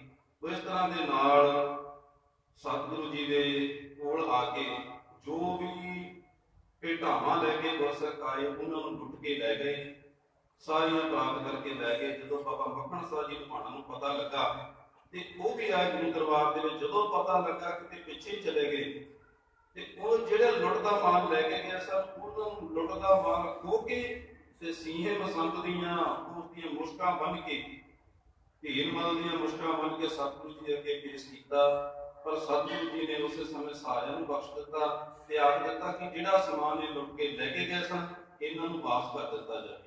ਉਸ ਤੋਂ ਬਾਅਦ ਸਤਿਗੁਰੂ ਜੀ ਸ੍ਰੀ ਅੰਮ੍ਰਿਤਸਰ ਦੀ ਧਰਤੀ ਤੇ ਵੀ ਗਏ, ਪੁਜਾਰੀਆਂ ਨੇ ਦਰਵਾਜ਼ੇ ਬੰਦ ਕਰ ਲਏ, ਅੰਦਰ ਨਾ ਆਉਣ ਦਿੱਤਾ। ਤੇ ਸਤਿਗੁਰੂ ਜੀ ਇਸ ਤਰ੍ਹਾਂ ਦੇ ਨਾਲ ਕਰਦੇ ਕਰਦੇ ਕੀਰਤਪੁਰ ਦੀ ਧਰਤੀ ਤੇ ਵੀ ਪਹੁੰਚੇ। ਸ੍ਰੀ ਅਨੰਦਪੁਰ ਸਾਹਿਬ, ਜਿਨ੍ਹਾਂ ਦਾ ਪਹਿਲਾ ਨਾਮ ਮਾਖੋਵਾਲ ਸੀ, ਤੇ ਪਾਤਸ਼ਾਹ ਜੀ ਨੇ ਇਹ ਜਗ੍ਹਾ ਮੁੱਲ ਲੈ ਕੇ ਇੱਥੇ ਨਗਰ ਵਸਾਇਆ ਤੇ ਆਪਣੇ ਮਾਤਾ ਜੀ ਮਾਤਾ ਨਾਨਕੀ ਜੀ ਦੇ ਨਾਮ ਤੇ ਨਗਰ ਦਾ ਨਾਮ ਰੱਖਿਆ ਚੱਕ ਨਾਨਕੀ। ਬਾਅਦ ਵਿੱਚ ਸ੍ਰੀ ਅਨੰਦਪੁਰ ਸਾਹਿਬ ਦੇ ਨਾਮ ਦੇ ਨਾਲ ਨਗਰ ਨਾ ਸ਼ੁਰੂ ਹੋਇਆ। ਸੋ ਸਤਿਗੁਰੂ ਜੀ ਨੇ ਇੱਥੇ ਵਾਸਾ ਕੀਤਾ। ਉਸ ਤੋਂ ਬਾਅਦ ਫਿਰ ਪਾਤਸ਼ਾਹ ਜੀ ਪ੍ਰਚਾਰਕ ਦੌਰਿਆਂ ਤੇ ਚਲੇ ਗਏ, ਅਸਾਮ ਦੇ ਵੱਲ ਨੂੰ ਚਲੇ ਗਏ। ਮਾਤਾ ਗੁਜਰੀ ਜੀ ਨਾਲ ਨੇ, ਸੋ ਮਾਤਾ ਨਾਨਕੀ ਜੀ ਵੀ ਨਾਲ ਨੇ। ਪਟਨਾ ਸਾਹਿਬ ਦੀ ਧਰਤੀ ਤੇ ਕੁਝ ਸਮਾਂ ਵਿਸ਼ਰਾਮ ਕੀਤਾ, ਕਿਉਂਕਿ ਮਾਤਾ ਗੁਜਰੀ ਜੀ ਗੁਰੂ ਗੋਬਿੰਦ ਸਿੰਘ ਜੀ ਮਹਾਰਾਜ ਜੀ ਦੇ ਜਨਮ ਲੈਣ ਦਾ ਸਮਾਂ ਵੀ ਨੇੜੇ ਆ ਚੁੱਕਾ ਸੀ। ਉਹਨਾਂ ਨੂੰ ਉੱਥੇ ਛੱਡ ਕੇ ਪਾਤਸ਼ਾਹ ਜੀ ਅਸਾਮ ਚਲੇ ਗਏ। ਜਦੋਂ ਢਾਕੇ ਦੀ ਧਰਤੀ ਤੇ ਪਹੁੰਚੇ ਤੇ ਉੱਥੇ ਸਤਿਗੁਰੂ ਜੀ ਨੂੰ ਪਤਾ ਲੱਗਾ ਕਿ ਘਰ ਦੇ ਵਿੱਚ ਬਾਲਕ ਦਾ ਜਨਮ ਹੋਇਆ, ਤੇ ਉਹਨਾਂ ਨੇ ਫਿਰ ਉੱਥੋਂ ਹੀ ਹੁਕਮਨਾਮਾ ਭੇਜਿਆ ਤੇ ਆਖਿਆ ਕਿ ਜਿਸ ਬਾਲਕ ਨੇ ਜਨਮ ਲਿਆ ਉਹਨਾਂ ਦਾ ਨਾਮ ਗੋਬਿੰਦ ਰਾਏ ਰੱਖਿਆ ਜਾਵੇ। ਪਾਤਸ਼ਾਹ ਜੀ ਦੇ ਬਚਨਾਂ ਦੇ ਰਾਹੀਂ ਗੋਬਿੰਦ ਰਾਏ ਸਤਿਗੁਰੂ ਜੀ ਦਾ ਨਾਮ ਰੱਖਿਆ ਗਿਆ। ਤੇ ਪਾਤਸ਼ਾਹ ਜੀ ਅਸਾਮ ਤੋਂ ਕਈ ਸਾਲਾਂ ਬਾਅਦ ਆਏ। ਇਤਿਹਾਸਕਾਰਾਂ ਨੇ ਦੱਸਿਆ ਕਿ 5 ਸਾਲ ਬਾਅਦ ਗੋਬਿੰਦ ਰਾਏ ਜੀ ਦਾ ਧੰਨ ਗੁਰੂ ਤੇਗ ਬਹਾਦਰ ਜੀ ਮਹਾਰਾਜ ਜੀ ਦੇ ਨਾਲ ਭਾਵ ਕਿ ਪੁੱਤਰ ਦਾ ਪਿਤਾ ਦੇ ਨਾਲ ਮਿਲਾਪ ਹੋਇਆ। ਮਿਲਾਪ ਤੋਂ ਬਾਅਦ ਸਤਿਗੁਰੂ ਜੀ ਜ਼ਿਆਦਾ ਸਮਾਂ ਉੱਥੇ ਰੁਕੇ ਨਹੀਂ ਤੇ ਪੰਜਾਬ ਦੀ ਧਰਤੀ ਤੇ ਆ ਕੇ ਤੇ ਪਿੱਛੇ ਉਹਨਾਂ ਨੂੰ ਹਦਾਇਤ ਕਰਿਆ ਹੈ ਕਿ ਸਾਡੇ ਹੁਕਮ ਪਹੁੰਚਣ ਤੇ ਉਸ ਤੋਂ ਬਾਅਦ ਤੁਸੀਂ ਵੀ ਪੰਜਾਬ ਆ ਜਾਣਾ। ਤੇ ਪਾਤਸ਼ਾਹ ਜੀ ਨੇ ਪੰਜਾਬ ਦੀ ਧਰਤੀ ਤੇ ਆ ਕੇ ਹੁਕਮ ਭੇਜ ਦਿੱਤਾ ਕਿ ਮਾਤਾ ਗੁਜਰੀ, ਮਾਤਾ ਨਾਨਕੀ ਜੀ, ਗੋਬਿੰਦ ਰਾਏ ਤੇ ਮਾਮਾ ਕਿਰਪਾਲ ਚੰਦ ਜੀ ਪੂਰੇ ਵਹੀਰ ਨੂੰ ਸੋ ਪੰਜਾਬ ਦੀ ਧਰਤੀ ਤੇ ਲੈ ਆਏ। 6 ਸਾਲ ਦੀ ਉਮਰ ਸੀ ਸਤਿਗੁਰੂ ਗੁਰੂ ਗੋਬਿੰਦ ਸਿੰਘ ਜੀ ਮਹਾਰਾਜ ਜੀ ਉਸ ਸਮੇਂ ਜਦੋਂ ਪੰਜਾਬ ਦੀ ਧਰਤੀ ਤੇ ਆਏ। 9 ਸਾਲ ਦੀ ਉਮਰ ਜਦੋਂ ਹੋਈ ਹੈ ਉਸ ਸਮੇਂ ਕਸ਼ਮੀਰੀ ਪੰਡਤ ਆਏ ਨੇ ਅਨੰਦਪੁਰ ਸਾਹਿਬ ਜੀ ਦੀ ਧਰਤੀ ਤੇ। 6 ਸਾਲ ਤੋਂ ਲੈ ਕੇ 9 ਸਾਲ ਤੱਕ 3 ਸਾਲ ਉਹਨਾਂ ਨੇ ਆਪਣੇ ਪਿਤਾ ਦੀ ਗੋਦ ਦਾ ਆਨੰਦ ਮਾਣਿਆ ਗੁਰੂ ਗੋਬਿੰਦ ਸਿੰਘ ਜੀ ਮਹਾਰਾਜ ਜੀ। 9 ਸਾਲ ਦੇ ਹੋਏ ਨੇ ਜਦੋਂ ਇਹ ਘਟਨਾ ਘਟੀ ਹੈ ਕਿ ਔਰੰਗਜ਼ੇਬ ਨੇ ਪੂਰੇ ਹਿੰਦੁਸਤਾਨ ਦੇ ਵਿੱਚ ਇਹ ਐਲਾਨ ਕਰ ਦਿੱਤਾ ਕਿ ਇਸ ਹਿੰਦੁਸਤਾਨ ਦੀ ਧਰਤੀ ਨੂੰ ਸੋ ਇਸਲਾਮ ਧਰਮ ਜਿਹੜੇ ਹਿੰਦੂ ਧਰਮ ਨੇ, ਜਿਹੜੇ ਹਿੰਦੂ ਧਰਮ ਦੇ ਨੁਮਾਇੰਦਾ ਨੇ, ਉਹਨਾਂ ਨੂੰ ਇਸਲਾਮ ਤਰ੍ਹਾਂ ਦੇ ਵਿੱਚ ਲਿਆਂਦਾ ਜਾਵੇ। ਕਿਸੇ ਵੀ ਢੰਗ ਦੇ ਨਾਲ ਸਾਮ ਦਾਨ ਦੰਦ ਭੇਦ ਕੋਈ ਵੀ ਢੰਗ ਵਰਤਿਆ ਜਾਵੇ। ਤੇ ਇਹ ਵੀ ਸੁਣਨ ਦੇ ਵਿੱਚ ਆਉਂਦਾ ਕਿ ਸਵਾ ਮਣ ਜੰਜੂ ਦੇ ਕਾਲ ਔਰੰਗਜ਼ੇਬ ਪ੍ਰਸ਼ਾਦਾ ਛਕਦਾ ਸੀ। ਕਸ਼ਮੀਰ ਦੀ ਧਰਤੀ ਤੇ ਵੀ ਇਹ ਜਨਮ ਹੋਇਆ। ਉਹਦਾ ਕਾਰਨ ਇਹ ਵੀ ਸੀ ਕਿ ਕਸ਼ਮੀਰ ਦੀ ਧਰਤੀ ਦੇ ਉੱਪਰ ਬੜੇ ਪੰਡਤ ਪੜ੍ਹੇ ਲਿਖੇ ਵਿਦਵਾਨ ਸਨ। ਉਹ ਇਹ ਸੋਚਦਾ ਸੀ ਕਿ ਜੇਕਰ ਕਸ਼ਮੀਰ ਦੀ ਧਰਤੀ ਦੇ ਜਿਹੜੇ ਪੰਡਤ ਨੇ, ਵਿਦਵਾਨ ਨੇ, ਉਹ ਮੁਸਲਮਾਨ ਬਣ ਜਾਣ ਤੇ ਫਿਰ ਆਪਣੇ ਆਪ ਹੀ ਸਾਰੇ ਹਿੰਦੁਸਤਾਨ ਦੇ ਲੋਕ ਮੁਸਲਮਾਨ ਉਹਨਾਂ ਨੂੰ ਦੇਖ ਕੇ ਬਣ ਜਾਣਗੇ। ਉੱਥੇ ਤਸੱਦਦ ਹੋਇਆ ਤੇ ਉਹ ਪੁਕਾਰ ਵਾਸਤੇ ਆਏ। 16 ਨੁਮਾਇੰਦੇ ਆਏ। ਜਿਹੜਾ ਇਹਨਾਂ ਦਾ ਪ੍ਰਤੀਨਿਧ, ਇਹਨਾਂ ਦਾ ਮੁੱਖ ਆਗੂ ਸੀ, ਉਹਦਾ ਨਾਮ ਹੈ ਕਿਰਪਾ ਰਾਮ, ਪੰਡਤ ਕਿਰਪਾ ਰਾਮ। ਤੇ ਇਤਿਹਾਸ ਵਿੱਚ ਇਹ ਵੀ ਆਉਂਦਾ ਕਿ ਇਹ ਕਿਰਪਾ ਰਾਮ ਫਿਰ ਅਨੰਦਪੁਰ ਸਾਹਿਬ ਦੀ ਧਰਤੀ ਤੇ ਰਹਿ ਗਿਆ ਸੀ। ਤੇ ਗੁਰੂ ਗੋਬਿੰਦ ਸਿੰਘ ਜੀ ਮਹਾਰਾਜ ਜੀ ਨੂੰ ਇਸਨੇ ਵਿਦਿਆ ਵੀ ਦਿੱਤੀ, ਪੜ੍ਹਾਈ ਵੀ ਕਰਵਾਈ। ਬਾਅਦ ਵਿੱਚ ਅੰਮ੍ਰਿਤ ਛਕ ਕੇ ਕਿਰਪਾ ਸਿੰਘ ਬਣਿਆ। ਤੇ ਜਦੋਂ ਚਮਕੌਰ ਦੀ ਗੜੀ ਦਾ ਯੁੱਧ ਹੁੰਦਾ ਤੇ ਉੱਥੇ ਸ਼ਹਾਦਤ ਦੀ ਜਾਮ ਪੀਣ ਵਾਲਾ ਇਹ ਕਿਰਪਾ ਰਾਮ ਪੰਡਤ ਵੀ ਸੀ। 40 ਸਿੰਘਾਂ ਦੇ ਵਿੱਚ ਸੇ ਦੀ ਅਗਵਾਈ ਦੇ ਵਿੱਚ ਜੱਥਾ ਆਇਆ। ਗੁਰੂ ਤੇਗ ਬਹਾਦਰ ਜੀ ਮਹਾਰਾਜ ਜੀ ਦਾ ਦਰਬਾਰ ਸਜਿਆ ਹੋਇਆ। ਬੇਨਤੀ ਕੀਤੀ ਕਿ ਸਤਿਗੁਰੂ ਜੀ ਸਾਡਾ ਧਰਮ ਖਤਰੇ ਦੇ ਵਿੱਚ ਹੈ, ਹੁਣ ਤੁਸੀਂ ਕਿਰਪਾ ਕਰੋ ਇਸ ਡੁੱਬਦੇ ਹੋਏ ਧਰਮ ਨੂੰ ਸਹਾਰਾ ਦਿਓ, ਸਾਡਾ ਡੁੱਬਦਾ ਹੋਇਆ ਧਰਮ ਬਚਾਓ। ਬੇਨਤੀਆਂ ਕੀਤੀਆਂ ਗਈਆਂ।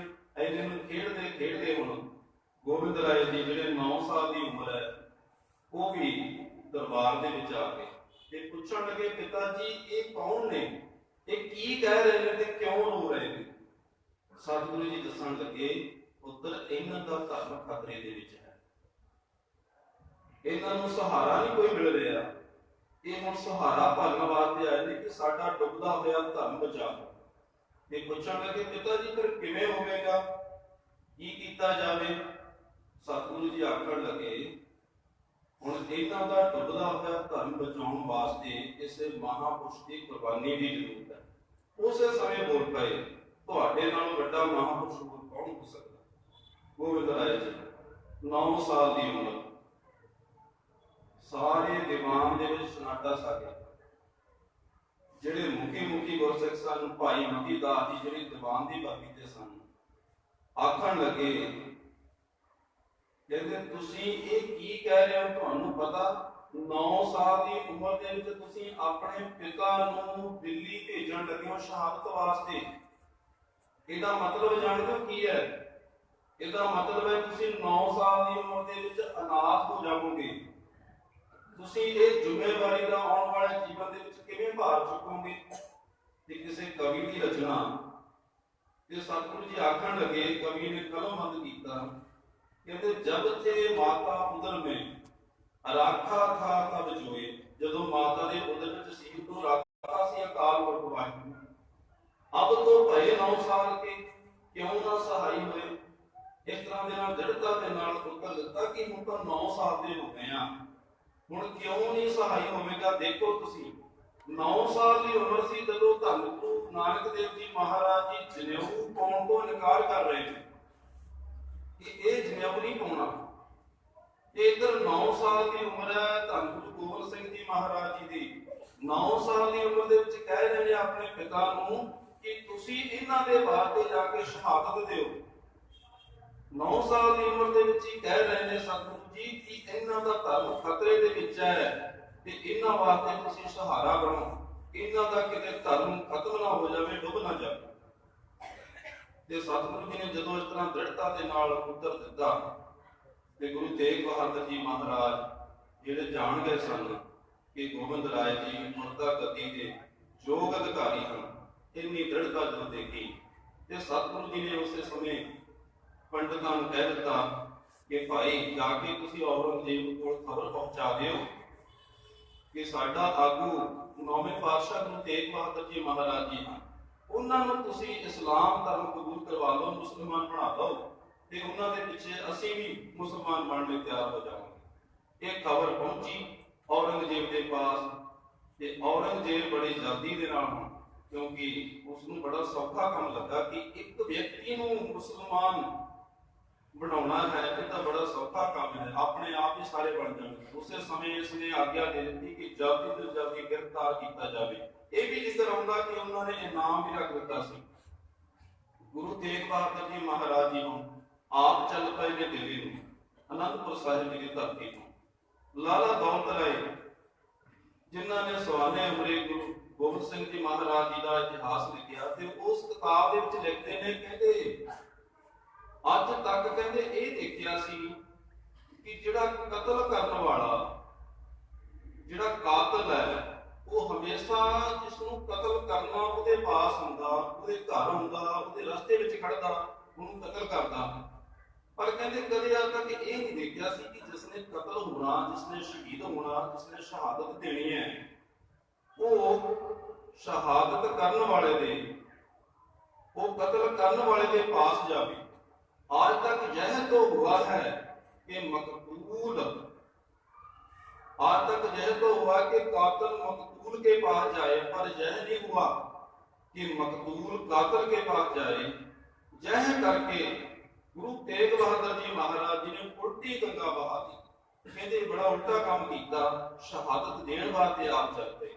ये भी हुण मुखो मुखरिया राणा ने विद्वानां दियां बहुते कहते हैं कि इस पंजाब की धरती तो ही सतगुरु जी को गिरफ्तार कर लिया गया सी ते ज्यादातर ये भी कहते हैं कि आगरे की धरती तो सतगुरु जी को गिरफ्तार किया। गिरफ्तारी हुई, दिल्ली लिया गया। 3 नवंबर को सतगुरु जी की गिरफ्तारी हुई। 4 तरीक को पेशी सी सतगुरु जी की। औरंगजेब उस समय सो हाजिर नहीं सी, कितने मुहिम ते गया हुआ सी बाकाब तो दबाउण वास्ते। ते उस समय जिहड़ा काजी सी, काजी दा नाम सी अब्दुल बहर। सो काजी ने पूछया गुरु तेग बहादुर जी महाराज जी ने कि तुसी अपने आप नूं गुरु पीर कहंदे ते इह सिद्ध करन वास्ते तुसी कोई करामात दिखाओ। ते सतगुरु जी ने उस समय मना कर दिता, कहते साडे धर्म के अंदर करामात दिखाना मना है, क्योंकि ये अपनी हौमे का ही प्रगटावा है। ये अपनी हौमे का प्रगटावा है, इस करके असीं ये करामात नहीं दिखावांगे।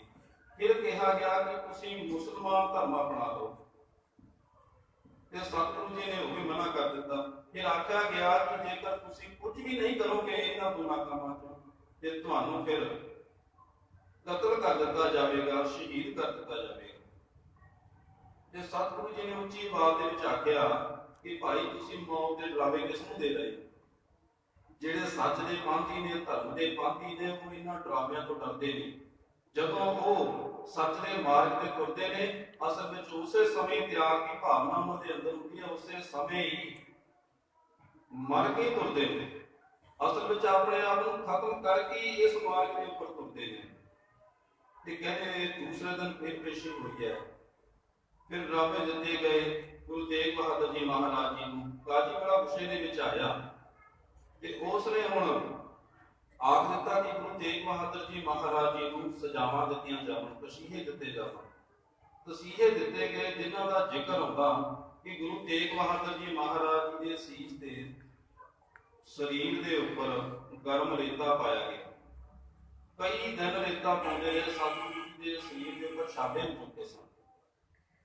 ਤੇ ਇੱਥੋਂ ਤੱਕ ਵੀ ਜ਼ਿਕਰ ਆਉਂਦਾ ਕਿ ਇੱਕ ਪਿੰਜਰਾ ਖਾਸ ਤੌਰ ਤੇ ਤਿਆਰ ਕੀਤਾ ਗਿਆ ਸੀ ਗੁਰੂ ਤੇਗ ਬਹਾਦਰ ਜੀ ਮਹਾਰਾਜ ਜੀ ਵਾਸਤੇ। ਤੇ ਉਸ ਪਿੰਜਰੇ ਦੇ ਵਿੱਚ ਛੁਰੇ ਉਹ ਜੋ ਜੜੇ ਗਏ ਸਨ। ਜੇਕਰ ਸਤਿਗੁਰੂ ਜੀ ਕਿਸੇ ਪਾਸੇ ਵੀ ਹਿੱਲਣ ਦੀ ਕੋਸ਼ਿਸ਼ ਕਰਦੇ ਨੇ ਤੇ ਛੁਰਾ ਸਤਿਗੁਰੂ ਦੇ ਸਰੀਰ ਦੇ ਵਿੱਚ ਵੱਜਦਾ, ਇਸ ਤਰ੍ਹਾਂ ਦਾ ਲਹੂ ਨਿਕਲਦਾ। ਤੇ 10 ਤਰੀਕ ਨੂੰ ਹਰ ਰੋਜ਼ ਆਉਂਦਾ, ਵੈਸੇ ਕਾਜੀ ਪੁੱਛਦਾ ਆ ਕੇ ਸਤਿਗੁਰੂ ਜੀ ਨੂੰ ਕਿ ਤੁਸੀਂ ਮੁਸਲਮਾਨ ਬਣ ਜਾਓ। ਕਾਜੀ ਸੋਚਦਾ ਸੀ ਕਿ ਸਤਿਗੁਰੂ ਜੀ ਇਹਨਾਂ ਤਸੀਹਾਂ ਤੋਂ ਡਰ ਜਾਵਣਗੇ, ਤੇ ਸਤਿਗੁਰੂ ਜੀ ਕੋਈ ਜਵਾਬ ਨਹੀਂ ਦਿੰਦੇ ਹਰ ਰੋਜ਼। ਤੇ 10 ਤਰੀਕ ਨੂੰ ਤਾਂ ਕਹਿੰਦੇ ਇਸਨੇ ਹੱਦ ਹੀ ਕਰ ਦਿੱਤੀ। ਤੱਕਦੇ ਹੋਏ ਸਾਹਮਣ ਨੂੰ ਧੰਨ ਗੁਰੂ ਤੇਗ ਬਹਾਦਰ ਜੀ ਮਹਾਰਾਜ ਜੀ ਦਾ ਸੀਸ ਲਗਾ ਕੇ, ਉਹਨਾਂ ਦਾ ਸਰੀਰ ਲਗਾ ਕੇ ਸਤਿਗੁਰੂ ਨੂੰ ਤਸੀਹੇ ਦਿੱਤੇ ਗਏ। ਤੇ ਇਹ ਹੁਣ ਖਬਰ ਦਿੱਲੀ ਦੇ ਵਿੱਚ ਫੈਲ ਗਈ ਕਿ ਇਸ ਤਰ੍ਹਾਂ ਦੇ ਨਾਲ ਤਸੀਹੇ ਦਿੱਤੇ ਜਾ ਰਹੇ ਨੇ। ਸਾਰੇ ਗੁਰਸਿੱਖ ਰੋਹ ਦੇ ਵਿੱਚ ਆ ਗਏ। ਤੇ ਕੁਝ ਗੁਰਸਿੱਖਾਂ ਨੇ ਇਸ ਤਰ੍ਹਾਂ ਕੀਤਾ ਕਿ ਕੁਝ ਮਾਇਆ ਇਕੱਠੀ ਕੀਤੀ। 1 ਲੱਖ ਰੁਪਇਆ ਦੱਸਦੇ ਨੇ ਉਸ ਸਮੇਂ ਦਾ। 1 ਲੱਖ ਰੁਪਇਆ ਇਕੱਠਾ ਕੀਤਾ ਕਿ ਕਾਜੀ ਨੂੰ ਰਿਸ਼ਵਤ ਦੇ ਤੌਰ ਤੇ ਦੇ ਦਿੱਤੀ ਜਾਵੇ, ਕਿਉਂਕਿ ਕਾਜੀ ਨੂੰ ਰਿਸ਼ਵਤ ਖਾਂਦਾ ਸੀ, ਗਿੱਜ ਚੁੱਕਾ ਸੀ, ਸੁਭਾਅ ਬਣ ਚੁੱਕਾ ਸੀ ਉਸਦਾ। ਤੇ ਇਹ ਹੋ ਵੀ ਸਕਦਾ ਸੀ ਕਿ ਸ਼ਾਇਦ ਰਿਸ਼ਵਤ ਰਹਿ ਕੇ ਉਹ ਸਤਿਗੁਰੂ ਜੀ ਨੂੰ ਛੱਡ ਦਿੰਦਾ।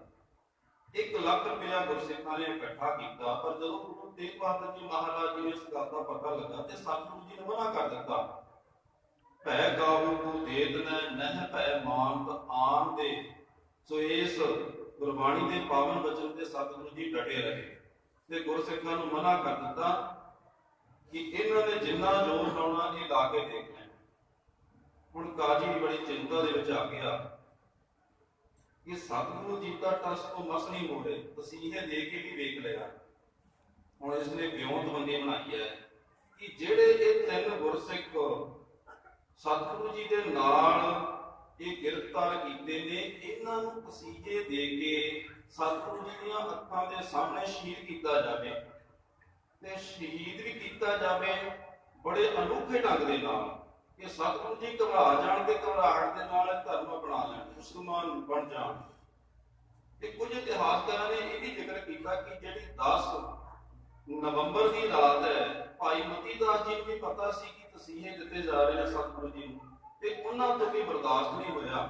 ਸਤਿਗੁਰੂ ਜੀ ਨਾਲ ਗੱਲਬਾਤ ਕਰਦੇ ਹੋਏ ਭਾਈ ਮਤੀ ਦਾਸ ਜੀ ਰੋਹ ਦੇ ਵਿੱਚ ਆ ਗਏ ਤੇ ਆਖਣ ਲੱਗੇ ਸਤਿਗੁਰੂ ਜੀ ਨੂੰ ਕਿ ਸਤਿਗੁਰੂ ਜੀ ਤੁਸੀਂ ਹੁਕਮ ਕਰੋ, ਮੈਂ ਦਿੱਲੀ ਦੀ ਇੱਟ ਦੇ ਨਾਲ ਇੱਟ ਖੜਕਾ ਦਿਆਂਗਾ। ਤੁਸੀਂ ਕਿਉਂ ਇੰਨੇ ਤਸੀਹੇ ਸਹਿ ਰਹੇ ਹੋ, ਕਿਉਂ ਦੁੱਖ ਸਰੀਰ ਦੇ ਉੱਪਰ ਬਰਦਾਸ਼ਤ ਕਰ ਰਹੇ ਹੋ? ਤੇ ਸਤਿਗੁਰੂ ਜੀ ਨੇ ਉਸ ਸਮੇਂ ਸ਼ਾਂਤ ਰਹਿਣ ਵਾਸਤੇ ਇਸ਼ਾਰਾ ਕੀਤਾ ਸੀ ਭਾਈ ਮਤੀ ਦਾਸ ਨੂੰ। ਇਹ ਗੱਲ ਹੈ ਜਿਹੜੀ ਸਿਪਾਹੀਆਂ ਨੇ ਸੁਣ ਲਈ ਸੀ। ਕਾਜੀ ਦੇ ਪਾਸ ਇਹ ਗੱਲ ਕਰ ਦਿੱਤੀ ਸੀ ਕਿ ਉਹ ਗੁਰਸਿੱਖ ਜਿਹੜਾ ਸਤਿਗੁਰੂ ਜੀ ਦੇ ਨਾਲ ਗ੍ਰਿਫਤਾਰ ਕੀਤਾ, ਉਹ ਦਿੱਲੀ ਦੀ ਇੱਟ ਨਾਲ ਇੱਟ ਖੜਕਾਉਣ ਦੀ ਗੱਲ ਕਰ ਰਿਹਾ। ਇਹ ਰੋਹ ਵੀ ਸੀ ਕਾਜੀ ਨੂੰ। ਦੂਸਰੇ ਦਿਨ ਕਹਿੰਦੇ ਭਾਈ ਮਤੀ ਦਾਸ ਨੂੰ ਬੁਲਾਇਆ ਗਿਆ। ਸ਼ਰਤ ਭਾਈ ਮਤੀ ਦਾਸ ਦੇ ਅੱਗੇ ਵੀ ਇਹੀ ਰੱਖੀ ਗਈ ਕਿ ਭਾਈ ਤੂੰ ਇਹ ਮੁਸਲਮਾਨ ਧਰਮ, ਇਸਲਾਮ ਧਰਮ ਕਬੂਲ ਕਰ ਲੈ, ਮੁਸਲਮਾਨ ਬਣ ਜਾ। ਪਰ ਭਾਈ ਮਤੀ ਦਾਸ ਨੇ ਦ੍ਰਿੜਤਾ ਦੇ ਨਾਲ ਜਵਾਬ ਦਿੱਤਾ ਕਿ ਇਹ ਕਦੇ ਵੀ ਹੋ ਨਹੀਂ ਸਕਦਾ। ਇਹ ਦੱਸਿਆ ਗਿਆ ਕਿ ਭਾਈ ਤੈਨੂੰ ਮੌਤ ਦੇ ਘਾਟ ਉਤਾਰ ਦਿੱਤਾ ਜਾਵੇਗਾ। ਤੇ ਸਜ਼ਾ ਦਿੱਤੀ ਗਈ ਕਿ ਭਾਈ ਮਤੀ ਦਾਸ ਦੇ ਸਰੀਰ ਦੇ ਸੀਸ ਦੇ ਉੱਪਰ ਆਰਾ ਰੱਖ ਕੇ ਦੁਫਾੜ ਕਰ ਦਿੱਤਾ ਜਾਵੇ। ਤੇ ਉਸੇ ਸਮੇਂ ਇਸ ਆਗਿਆ ਦਾ ਪਾਲਣ ਕੀਤਾ ਗਿਆ। ਭਾਈ ਮਤੀ ਦਾਸ ਦੇ ਸਰੀਰ ਨੂੰ ਦੋਹਾਂ ਪੱਟਿਆਂ ਦੇ ਵਿਚਕਾਰ ਜਕੜ ਲਿਆ ਗਿਆ ਤੇ ਸੀਸ ਤੇ ਆਰਾ ਰੱਖਣ ਤੋਂ ਪਹਿਲਾਂ ਅੰਤਮ ਇੱਛਾ ਪੁੱਛੀ ਗਈ। ਭਾਈ ਮਤੀ ਦਾਸ ਜੀ ਨੇ ਆਪਣੀ ਅੰਤਮ ਇੱਛਾ ਇਹੀ ਦੱਸੀ ਕਿ ਮੇਰਾ ਮੁਖ ਗੁਰੂ ਤੇਗ ਬਹਾਦਰ ਜੀ ਮਹਾਰਾਜ ਜੀ ਵੱਲ ਕਰ ਦਿੱਤਾ ਜਾਵੇ। ਜੋ ਉਹਨਾਂ ਦੀ ਇੱਛਾ ਪੂਰੀ ਕੀਤੀ ਗਈ। ਸਰੀਰ ਦੇ ਉੱਪਰ, ਸੀਸ ਦੇ ਉੱਪਰ ਆਰਾ ਰੱਖ ਕੇ ਚੀਰ ਦਿੱਤਾ ਗਿਆ, ਤੋਂ ਬਾੜ ਹੋ ਗਿਆ ਸੀ, ਪਰ ਉਹਨਾਂ ਨੇ ਇਹ ਨਹੀਂ ਮੰਨੀ। ਉਸ ਤੋਂ ਬਾਅਦ ਭਾਈ ਦਇਆਲਾ ਜੀ ਨੂੰ ਬੁਲਾਇਆ ਗਿਆ ਤੇ ਉਹਨਾਂ ਨੂੰ ਵੀ ਆਖਿਆ ਗਿਆ ਕਿ ਭਾਈ ਇਸਲਾਮ ਕਬੂਲ ਕਰੋ, ਪਰ ਉਹਨਾਂ ਨੇ ਵੀ ਦ੍ਰਿੜਤਾ ਨਾਲ ਜਵਾਬ ਦਿੱਤਾ, ਮਨਾ ਕਰ ਦਿੱਤਾ। ਆਖਿਆ ਗਿਆ ਤੁਹਾਨੂੰ ਦਰਮਾਉ ਤੇ ਘਾਟ ਉਤਾਰ ਦਿੱਤਾ ਜਾਵੇਗਾ। ਤੇ ਫਰਮਾਨ ਜਾਰੀ ਹੋਇਆ ਕਿ ਇਹਨਾਂ ਨੂੰ ਉੱਪਰਲੀ ਦੇਗ ਦੇ ਵਿੱਚ ਬਿਠਾ ਕੇ ਸ਼ਹੀਦ ਕੀਤਾ ਜਾਵੇ। ਤੇ ਦੇਗ ਮੰਗਾਈ ਗਈ, ਅੱਗ ਵਾਲੀ ਗਈ, ਪਾਣੀ ਉਬਲਿਆ, ਭਾਈ ਦਇਆਲਾ ਜੀ ਨੂੰ ਵਿੱਚ ਬਿਠਾਇਆ। ਜਿਹੜੀ ਅਸੀਂ ਫੋਟੋ ਦੇਖਦੇ ਹਾਂ ਆਮ ਤੌਰ ਤੇ ਨਾ, ਭਾਈ ਦਇਆਲਾ ਜੀ ਦੀ ਸੀਸ, ਉਹਨਾਂ ਦਾ ਚਿਹਰਾ ਦਿਖਾਈ ਦੇ ਰਿਹਾ, ਉੱਪਰਲੀ ਦੇਗ ਦੇ ਵਿੱਚ ਬੈਠੇ ਨੇ। ਅਸਲ ਵਿੱਚ ਇਸ ਤਰ੍ਹਾਂ ਨਹੀਂ ਹੋਇਆ ਸੀ। ਦੇਗ ਦੇ ਵਿੱਚ ਭਾਈ ਦਇਆਲਾ ਜੀ ਨੂੰ ਬਿਠਾ ਕੇ ਉੱਪਰ ਢੱਕਣ ਰੱਖ ਦਿੱਤਾ ਗਿਆ ਸੀ ਤੇ ਉੱਪਰ ਵਜਨ ਰੱਖਿਆ ਗਿਆ ਕਿ ਭਾਵ ਦੇ ਨਾਲ ਕਿਤੇ ਢੱਕਣ ਨਾ ਉੱਠ ਪੜੇ, ਕਿਉਂਕਿ ਉਸ ਗੁਰਸਿੱਖ ਨੂੰ ਇੰਨਾ ਦਰਦ ਹੋਵੇ ਗਰਮੈਸ਼ ਦਾ, ਉਸ ਤਪਸ਼ ਦਾ, ਕਿ ਉਸ ਦਰਦ ਤੋਂ ਪ੍ਰਭਾਵਿਤ ਹੋ ਕੇ ਇਸਲਾਮ ਧਰਮ ਕਬੂਲ ਕਰ ਲਿਆ। ਪਰ ਭਾਈ ਦਇਆਲਾ ਜੀ ਜਿਨ੍ਹਾਂ ਨੇ ਸ਼ਹਾਦਤ ਦਾ ਜਾਮ ਕੀਤਾ, ਉਸ ਤੋਂ ਬਾਅਦ ਭਾਈ ਸਤੀਦਾਸ ਜੀ ਦੀ ਵਾਰੀ ਆਈ, ਉਹਨਾਂ ਨੂੰ ਵੀ ਬੁਲਾਇਆ ਗਿਆ ਤੇ ਉਹਨਾਂ ਨੂੰ ਵੀ ਇਹੀ ਗੱਲ ਆਖੀ, ਇਸਲਾਮ ਕਬੂਲ ਕਰਨ ਵਾਸਤੇ ਬਿਲਕੁਲ ਸਾਫ਼ ਸ਼ਬਦਾਂ ਵਿੱਚ ਉਹਨਾਂ ਨੇ ਮਨਾ ਕਰ ਦਿੱਤਾ ਗਿਆ। ਸੋ ਉਹਨਾਂ ਨੂੰ ਫਿਰ ਉਹਨਾਂ ਦੇ ਸਰੀਰ ਦੇ ਨਾਲ ਰੂਈ ਲਪੇਟ ਕੇ ਸਰੀਰ ਨੂੰ, ਰੂਈ ਨੂੰ ਅੱਗ ਲਾ ਦਿੱਤੀ ਤੇ ਇਸ ਤਰ੍ਹਾਂ ਦੇ ਨਾਲ ਭਾਈ ਸਤੀਦਾਸ ਜੀ ਦੀ ਸ਼ਹਾਦਤ ਹੋਈ। ਹੁਣ ਗੁਰੂ ਤੇਗ ਬਹਾਦਰ ਜੀ ਮਹਾਰਾਜ ਜੀ ਦੇ ਅੱਖਾਂ ਦੇ ਸਾਹਮਣੇ ਸਭ ਕੁਝ ਹੋ ਰਿਹਾ ਸੀ। ਇੱਕ ਤਾਂ ਡਰ ਪੈਦਾ ਹੋ ਗਿਆ ਮਨ ਦੇ ਵਿੱਚ ਕਾਜੀ ਨੂੰ ਕਿ ਇਹ ਤਿੰਨ ਗੁਰਸਿੱਖ ਜਿਹੜੇ ਇਹ ਮੁਸਲਮਾਨ ਨਾ ਬਣ ਸਕੇ, ਇਸਲਾਮ ਧਰਮ ਨਾ ਕਬੂਲਿਆ, ਜਦੋਂ ਇਹਨਾਂ ਨੇ ਨਹੀਂ ਕਬੂਲਿਆ ਤੇ ਇਹਨਾਂ ਦਾ ਗੁਰੂ ਕਿੱਥੋਂ ਕਬੂਲ ਕਰੇਗਾ? ਉਹ ਕਿੱਥੋਂ ਡਰੇਗਾ ਜਦ ਗੁਰਸਿੱਖਾਂ ਦੇ ਵਿੱਚ ਇੰਨੀ ਦ੍ਰਿੜਤਾ ਹੈ। ਤੇ ਗੁਰੂ ਤੇਗ ਬਹਾਦਰ ਜੀ ਮਹਾਰਾਜ ਜੀ ਨੂੰ ਉਹਨਾਂ ਨੂੰ ਵੀ ਪੁੱਛਿਆ ਗਿਆ ਕਿ ਤੁਹਾਡੇ ਗੁਰਸਿੱਖ, ਤਿੰਨ ਪਿਆਰੇ ਗੁਰਸਿੱਖ ਜਿਨ੍ਹਾਂ ਨੇ ਸ਼ਹਾਦਤ ਦਾ ਜਾਮ ਪੀਤਾ, ਤੇ ਇਸ ਤਰ੍ਹਾਂ ਤੁਹਾਡਾ ਵੀ ਅਸਰ ਇਸ ਤਰ੍ਹਾਂ ਹੋਵੇਗਾ, ਮੁਸਲਮਾਨ ਧਰਮ ਅਪਣਾ ਲਓ। ਸਤਿਗੁਰੂ ਜੀ ਨੇ ਮਨਾ ਕਰ ਦਿੱਤਾ ਤੇ ਉੱਥੇ ਕੋਤਵਾਲੀ ਦੇ ਵਿੱਚ ਚਾਂਦਨੀ ਚੌਂਕ ਬਰੋਟੇ ਦੇ ਹੇਠਾਂ ਸਤਿਗੁਰੂ ਜੀ ਨੂੰ ਬਿਠਾ ਕੇ, ਸੋ ਜਲਾਲੂਦੀਨ ਜਿਸ ਦਾ ਨਾਮ ਹੈ, ਉਸ ਨੇ ਤਲਵਾਰ ਚਲਾਈ ਹੈ ਤੇ ਸਤਿਗੁਰੂ ਜੀ ਦਾ ਜੋ ਪਾਵਨ ਸੀਸ ਸੀ ਧੜ ਦੇ ਨਾਲ ਵੱਖਰਾ ਕਰ ਦਿੱਤਾ। ਇਸ ਤਰ੍ਹਾਂ ਦੇ ਨਾਲ ਸਤਿਗੁਰੂ ਜੀ ਨੇ ਸ਼ਹਾਦਤ ਦਾ ਜਾਮ ਪੀਤਾ। ਬਾਅਦ ਵਿੱਚ ਪਿਆਰੇ ਗੁਰਸਿੱਖ ਭਾਈ ਨਾਨੂ ਜੀ ਦੇ ਘਰ ਉਸੇ ਰਾਤ ਬੈਠ ਕੇ ਸਲਾਹਾਂ ਕੀਤੀਆਂ। ਭਾਈ ਜੈਤਾ ਜੀ ਨੇ, ਲੱਕੀ ਸਾਹਿਬ ਬੰਜਾਰਾ ਜੀ, ਉਹਨਾਂ ਨੂੰ ਵੀ ਬੁਲਾਇਆ ਗਿਆ, ਹੋਰ ਵੀ ਗੁਰਸਿੱਖਾਂ ਨੂੰ ਬੁਲਾਇਆ ਗਿਆ, ਸਲਾਹਾਂ ਕੀਤੀਆਂ ਗਈਆਂ। ਕਿਉਂਕਿ ਜਦੋਂ ਸਤਿਗੁਰੂ ਜੀ ਨੂੰ ਸ਼ਹੀਦ ਕਰਨ ਵਾਸਤੇ ਫਰਮਾਨ ਜਾਰੀ ਹੋਇਆ ਸੀ, ਉਸ ਸਮੇਂ ਇਹ ਵੀ ਕਹਿ ਦਿੱਤਾ ਗਿਆ ਸੀ ਕਿ ਸਤਿਗੁਰੂ ਜੀ ਦੇ ਸਰੀਰ ਤੇ 4 ਟੁਕੜੇ ਕਰਕੇ ਦਿੱਲੀ ਦੇ ਚਾਰੇ ਦਰਵਾਜ਼ਿਆਂ ਤੇ, ਦਿੱਲੀ ਦਰਵਾਜ਼ਾ, ਹਵੇਲੀ ਦਰਵਾਜ਼ਾ, ਸੋ ਲਾਹੌਰੀ ਦਰਵਾਜ਼ਾ ਤੇ ਕਸ਼ਮੀਰੀ ਦਰਵਾਜ਼ਾ, ਇਹਨਾਂ ਦਰਵਾਜ਼ਿਆਂ ਦੇ ਉੱਪਰ ਚਾਰੇ ਟੁਕੜੇ ਲਟਕਾ ਦਿੱਤੇ ਜਾਵਣ, ਕਿਉਂਕਿ ਲੋਕਾਂ ਨੂੰ ਪਤਾ ਲੱਗ ਜਾਵੇ ਜਿਹੜਾ ਵੀ ਬਾਦਸ਼ਾਹ ਦੇ ਨਾਲ ਬਗਾਵਤ ਕਰੇਗਾ ਉਸਦਾ ਹਸ਼ਰ ਇਹ ਹੋਵੇਗਾ। ਤੇ ਉਹ ਗੁਰਸਿੱਖ ਭਾਈ ਨਾਨੂ ਜੀ ਦੇ ਘਰ ਵਿੱਚ ਸਲਾਹ ਕਰ ਰਹੇ ਨੇ ਕਿ ਸਤਿਗੁਰੂ ਜੀ ਦੇ ਸਰੀਰ ਦੀ ਇਸ ਤਰ੍ਹਾਂ ਬੇਕਦਰੀ ਨਹੀਂ ਹੁੰਦੀ। ਉਹਨਾਂ ਨੇ ਰਾਤੋਂ ਰਾਤ ਸਲਾਹ ਕੀਤੀ। ਬਹੁਤੇ ਇਤਿਹਾਸਕਾਰ ਇਹ ਵੀ ਕਹਿੰਦੇ ਨੇ ਕਿ ਬਹੁਤ ਜ਼ੋਰ ਦਾ ਝੱਖੜ ਆਇਆ ਤੇ ਬਹੁਤਿਆਂ ਨੇ ਇਹ ਵੀ ਲਿਖਿਆ ਕਿ ਰਾਤ ਨੂੰ ਜਦੋਂ ਪਹਿਰੇਦਾਰ ਸੌਂ ਗਏ, ਕਿਉਂਕਿ ਸੀਸ ਤੇ ਧੜ ਉੱਚੇ ਹੀ ਪਿਆ ਸੀ, ਤੇ ਜਦੋਂ ਸੌਂ ਗਏ ਪਹਿਰੇਦਾਰ ਤੇ ਰਾਤ ਨੂੰ ਆਏ ਗੁਰਸਿੱਖ, ਭਾਈ ਜੈਤਾ ਜੀ ਨੇ ਸੀਸ ਸਾਂਭ ਲਿਆ।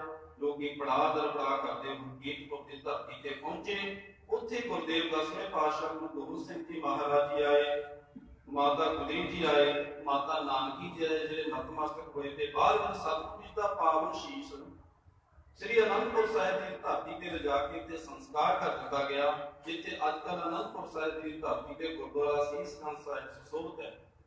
ਇੱਕ ਅਨੰਦਪੁਰ ਸਾਹਿਬ ਦੀ ਧਰਤੀ ਤੇ ਸੁਸ਼ੋਭਿਤ ਹੈ ਤੇ ਇੱਕ ਦਿੱਲੀ ਦੀ ਧਰਤੀ ਤੇ ਜਿੱਥੇ ਸਤਿਗੁਰੂ ਜੀ ਦੀ ਸ਼ਹਾਦਤ ਹੋਈ, ਉੱਥੇ ਵੀ ਗੁਰਦੁਆਰਾ ਸਾਹਿਬ ਸੀਸ ਗੰਜ ਸਾਹਿਬ ਵੀ ਸੁਸ਼ੋਭਿਤ ਹੈ।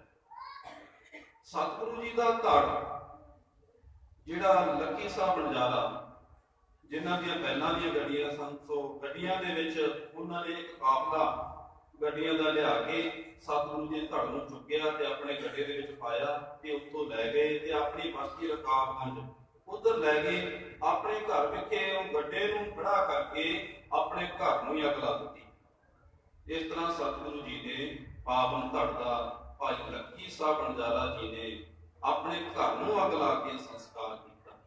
ਜਿਸ ਤਰ੍ਹਾਂ ਸਤਿਗੁਰੂ ਜੀ ਦੇ ਪਾਵਨ ਸੀਸ ਦਾ ਤੇ ਧੜ ਦਾ ਸੰਸਕਾਰ ਹੋਇਆ, ਤੇ ਇਹ ਵੀ ਆਉਂਦਾ ਕਿ ਜਿਹੜੇ ਗੁਰਸਿੱਖਾਂ ਦੇ ਮਹਾਨ ਗੁਰਸਿੱਖ ਜਿਨ੍ਹਾਂ ਦੀਆਂ ਸ਼ਹਾਦਤਾਂ ਹੋਈਆਂ, ਭਾਈ ਮਤੀ ਦਾਸ, ਭਾਈ ਸਤੀਦਾਸ ਜੀ, ਭਾਈ ਦਿਆਲਾ ਜੀ, ਉਹਨਾਂ ਦੇ ਅਸਥ ਵੀ ਸਾਂਭੇ ਗਏ ਜਾਂ ਸਰੀਰ ਵੀ ਸਾਂਭ ਕੇ ਉਹਨਾਂ ਨੂੰ ਵੀ ਉਸ ਸਮੇਂ ਜਮਨਾ ਨਦੀ ਦੇ ਵਿੱਚ ਜਲ ਪ੍ਰਵਾਹ ਕਰ ਦਿੱਤਾ ਗਿਆ ਸੀ।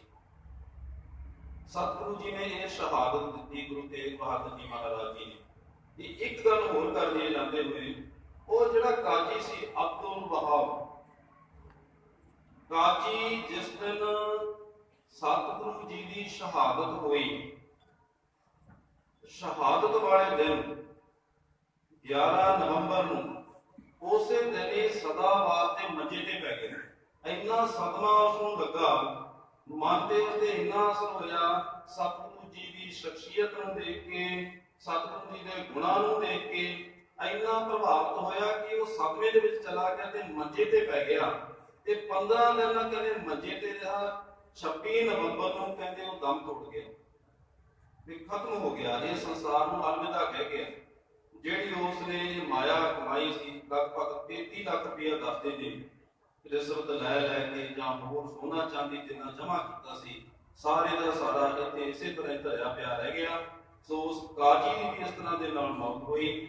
ਧੰਨ ਗੁਰੂ ਤੇਗ ਬਹਾਦਰ ਜੀ ਮਹਾਰਾਜ ਜੀ ਅਤੇ 3 ਉਹ ਮਹਾਨ ਗੁਰਸਿੱਖ ਜਿਨ੍ਹਾਂ ਦੀ ਸ਼ਹਾਦਤ ਦੇ ਸੰਬੰਧ ਵਿੱਚ ਆਪ ਸੰਗਤਾਂ ਜੁੜ ਬੈਠੇ। ਸਤਿਗੁਰੂ ਜੀ ਨੂੰ ਹਿੰਦ ਦੀ ਚਾਦਰ ਵੀ ਕਿਹਾ ਜਾਂਦਾ, ਹਿੰਦੂ ਧਰਮ ਦੀ ਰੱਖਿਆ ਕੀਤੀ ਸਤਿਗੁਰੂ ਜੀ ਨੇ, ਪਰ ਅਸਲ ਦੇ ਵਿੱਚ ਇਹ ਸਤਿਗੁਰੂ ਜੀ ਦੇ ਨਾਲ ਨਾਇਨਸਾਫੀ ਹੀ ਹੈ। ਅਸਲ ਵਿੱਚ ਸਤਿਗੁਰੂ ਜੀ ਧਰਮ ਦੀ ਚਾਦਰ ਹਨ।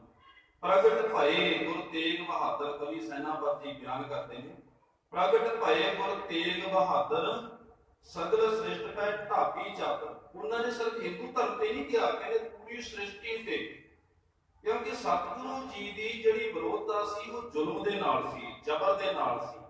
ਜਿਸ ਧਰਮ ਦੇ ਵਿੱਚ ਵਿਸ਼ਵਾਸ ਹੀ ਕੋਈ ਨਹੀਂ, ਉਸ ਧਰਮ ਨੂੰ ਬਚਾਉਣ ਵਾਸਤੇ ਸਤਿਗੁਰੂ ਜੀ ਨੇ ਇਹ ਸਭ ਕੁਝ ਕੀਤਾ ਸੀ। ਉਸ ਧਰਮ ਨੂੰ ਬਚਾਉਣ ਵਾਸਤੇ ਜਿਹਦੇ ਵਿੱਚ ਕੋਈ ਵਿਸ਼ਵਾਸ ਨਹੀਂ, ਕਿਉਂਕਿ ਸਤਿਗੁਰੂ ਜੀ ਨਹੀਂ ਚਾਹੁੰਦੇ ਸੀ ਕਿ ਕਿਸੇ ਦਾ ਜ਼ਬਰਦਸਤੀ ਧਰਮ ਉਸ ਦਾ ਬਦਲਾਇਆ ਜਾ ਸਕੇ। ਚਾਦਰ ਇਸ ਵਾਸਤੇ ਸਤਿਗੁਰੂ ਜੀ ਨੂੰ ਕਿਹਾ ਜਾਂਦਾ ਕਿ ਚਾਦਰ ਅਜਿਹਾ ਕੱਪੜਾ ਹੈ, ਸਾਡੇ ਸਰੀਰ ਦੇ ਵੱਖੋ ਵੱਖਰੇ ਕੱਪੜੇ ਨੇ, ਹਰੇਕ ਕੱਪੜਾ ਭਾਵੇਂ ਉਹ ਕੁੜਤਾ ਹੈ, ਸਰੀਰ ਦੇ ਵੱਖੋ ਵੱਖਰੇ ਅੰਗਾਂ ਨੂੰ ਢੱਕਦਾ, ਸਾਰੇ ਸਰੀਰ ਨੂੰ ਕੋਈ ਕੱਪੜਾ ਨਹੀਂ ਢੱਕਦਾ। ਇੱਕ ਚਾਦਰ ਹੀ ਅਜਿਹਾ ਕੱਪੜਾ ਹੈ ਜਿਹੜਾ ਪੈਰ ਦੇ ਅੰਗੂਠੇ ਤੋਂ ਲੈ ਕੇ ਸੀਸ ਦੀ ਚੋਟੀ ਤੱਕ ਸਾਰੇ ਸਰੀਰ ਨੂੰ ਢੱਕ ਦਿੱਤਾ। ਸਤਿਗੁਰੂ ਜੀ ਦੀ ਸ਼ਹਾਦਤ ਐਸੀ ਸੀ ਜਿਸ ਨੇ ਸਾਰੀ ਸ੍ਰਿਸ਼ਟੀ ਨੂੰ ਢੱਕ ਦਿੱਤਾ, ਬਚਾ ਲਿਆ। ਤੇ ਪਾਤਸ਼ਾਹ ਜੀ ਨੇ ਇਹ ਇੱਕ ਧਰਮ ਦੀ ਚਾਦਰ ਪਾਤਸ਼ਾਹ ਜੀ ਨੂੰ ਕਹਾਂਗੇ, ਕਿਉਂਕਿ ਧਰਮ ਨੂੰ ਬਚਾਉਣ ਵਾਸਤੇ ਸਤਿਗੁਰੂ ਜੀ ਨੇ ਸ਼ਹਾਦਤ ਦਿੱਤੀ ਸੀ। ਉਸ ਸਮੇਂ ਹਿੰਦੂ ਧਰਮ ਦੇ ਉੱਪਰ ਜ਼ੁਲਮ ਹੋ ਰਿਹਾ ਸੀ, ਹਿੰਦੂਆਂ ਦੀ ਪੱਗ ਢੱਕੀ ਸਤਿਗੁਰੂ ਜੀ ਨੇ। ਜੇਕਰ ਉਸ ਸਮੇਂ ਇਸ ਤੋਂ ਉਲਟ ਹੁੰਦਾ, ਹਿੰਦੂਆਂ ਵੱਲੋਂ ਇਹ ਜ਼ੁਲਮ ਕੀਤਾ ਜਾਂਦਾ ਮੁਸਲਮਾਨਾਂ ਦੇ ਉੱਪਰ, ਤੇ ਸਤਿਗੁਰੂ ਜੀ ਨੇ ਉਸ ਸਮੇਂ ਵਿੱਚ ਮੁਸਲਮਾਨਾਂ ਦੇ ਹੱਕ ਦੇ ਵਿੱਚ ਵੀ ਖੜ ਜਾਣਾ ਸੀ, ਕਿਉਂਕਿ ਜ਼ਬਰਦਸਤੀ ਦੇ ਜ਼ਬਰ ਦੇ ਜ਼ੁਲਮ ਦੇ ਵਿਰੁੱਧ ਸਨ ਸਤਿਗੁਰੂ ਜੀ। ਤੇ ਉਹਨਾਂ ਨੇ ਸਤਿਗੁਰੂ ਤੇਗ ਬਹਾਦਰ ਜੀ ਮਹਾਰਾਜ ਜੀ ਨੇ ਉਹਨਾਂ ਦੇ ਪਿਆਰੇ 3 ਗੁਰਸਿੱਖ ਭਾਈ ਮਤੀ ਦਾਸ, ਭਾਈ ਸਤੀਦਾਸ ਜੀ, ਭਾਈ ਦਿਆਲਾ ਜੀ, ਸ਼ਹਾਦਤ ਦਾ ਜਾਮ ਉਹਨਾਂ ਨੇ ਅੱਜ ਦੇ ਦਿਨ ਦਿੱਲੀ ਦੀ ਧਰਤੀ ਤੇ ਚਾਂਦਨੀ ਚੌਕ ਉੱਥੇ ਸ਼ਹਾਦਤ ਦਾ ਜਾਮ ਕੀਤਾ। ਸੋ ਉਹਨਾਂ ਮਹਾਨ ਗੁਰਸਿੱਖਾਂ ਦੀ ਤੇ ਸਤਿਗੁਰੂ ਜੀ ਦੀ ਇਸ ਮਹਾਨ ਕੁਰਬਾਨੀ ਨੂੰ ਕੋਟਾਂ ਕੋਟ ਪ੍ਰਣਾਮ ਹੈ ਜੀ। ਸੋ ਸਮਾਂ ਵੀ ਹੋ ਚੁੱਕਾ ਹੈ ਜਿੰਨਾ ਸਮਾਂ ਮਿਲਿਆ ਸੀ। ਸੋ ਸਤਿਗੁਰੂ ਜੀ ਦੇ ਪਾਵਨ ਇਤਿਹਾਸ ਨੂੰ ਸੁਣਾਉਂਦਿਆਂ ਹੋਇਆਂ, ਗੁਰਤ ਵਿਚਾਰਾਂ ਕਰਦਿਆਂ ਹੋਇਆਂ ਹੋਈਆਂ ਬੇਅੰਤ ਪ੍ਰਕਾਰ ਦੀਆਂ ਗਲਤੀਆਂ ਆਪ ਸੰਗਤ ਨੇ ਬਖਸ਼ ਲੈਣੀਆਂ। ਅੱਗੇ ਤੋਂ ਸਤਿਗੁਰੂ ਜੀ ਦੇ ਪਾਵਨ ਚਰਨਾਂ ਵਿੱਚ ਬੇਨਤੀ ਕਰਨੀ ਕਿ ਸਤਿਗੁਰੂ ਜੀ ਆਪ ਹੀ ਬਖਸ਼ਿਸ਼ ਕਰਨ, ਗੁਰਮਤਿ ਦੇ ਅਨੁਸਾਰ ਗੁਰਤ ਦੇ ਸਾਰੇ ਪਾਸੇ ਦਿਖਾ ਦੇ ਸਾਰੇ ਦਿਖਾ ਦੇ ਸਮਰੱਥਾ ਬਖਸ਼ਿਸ਼ ਕਰਨ ਸਤਿਗੁਰੂ ਜੀ।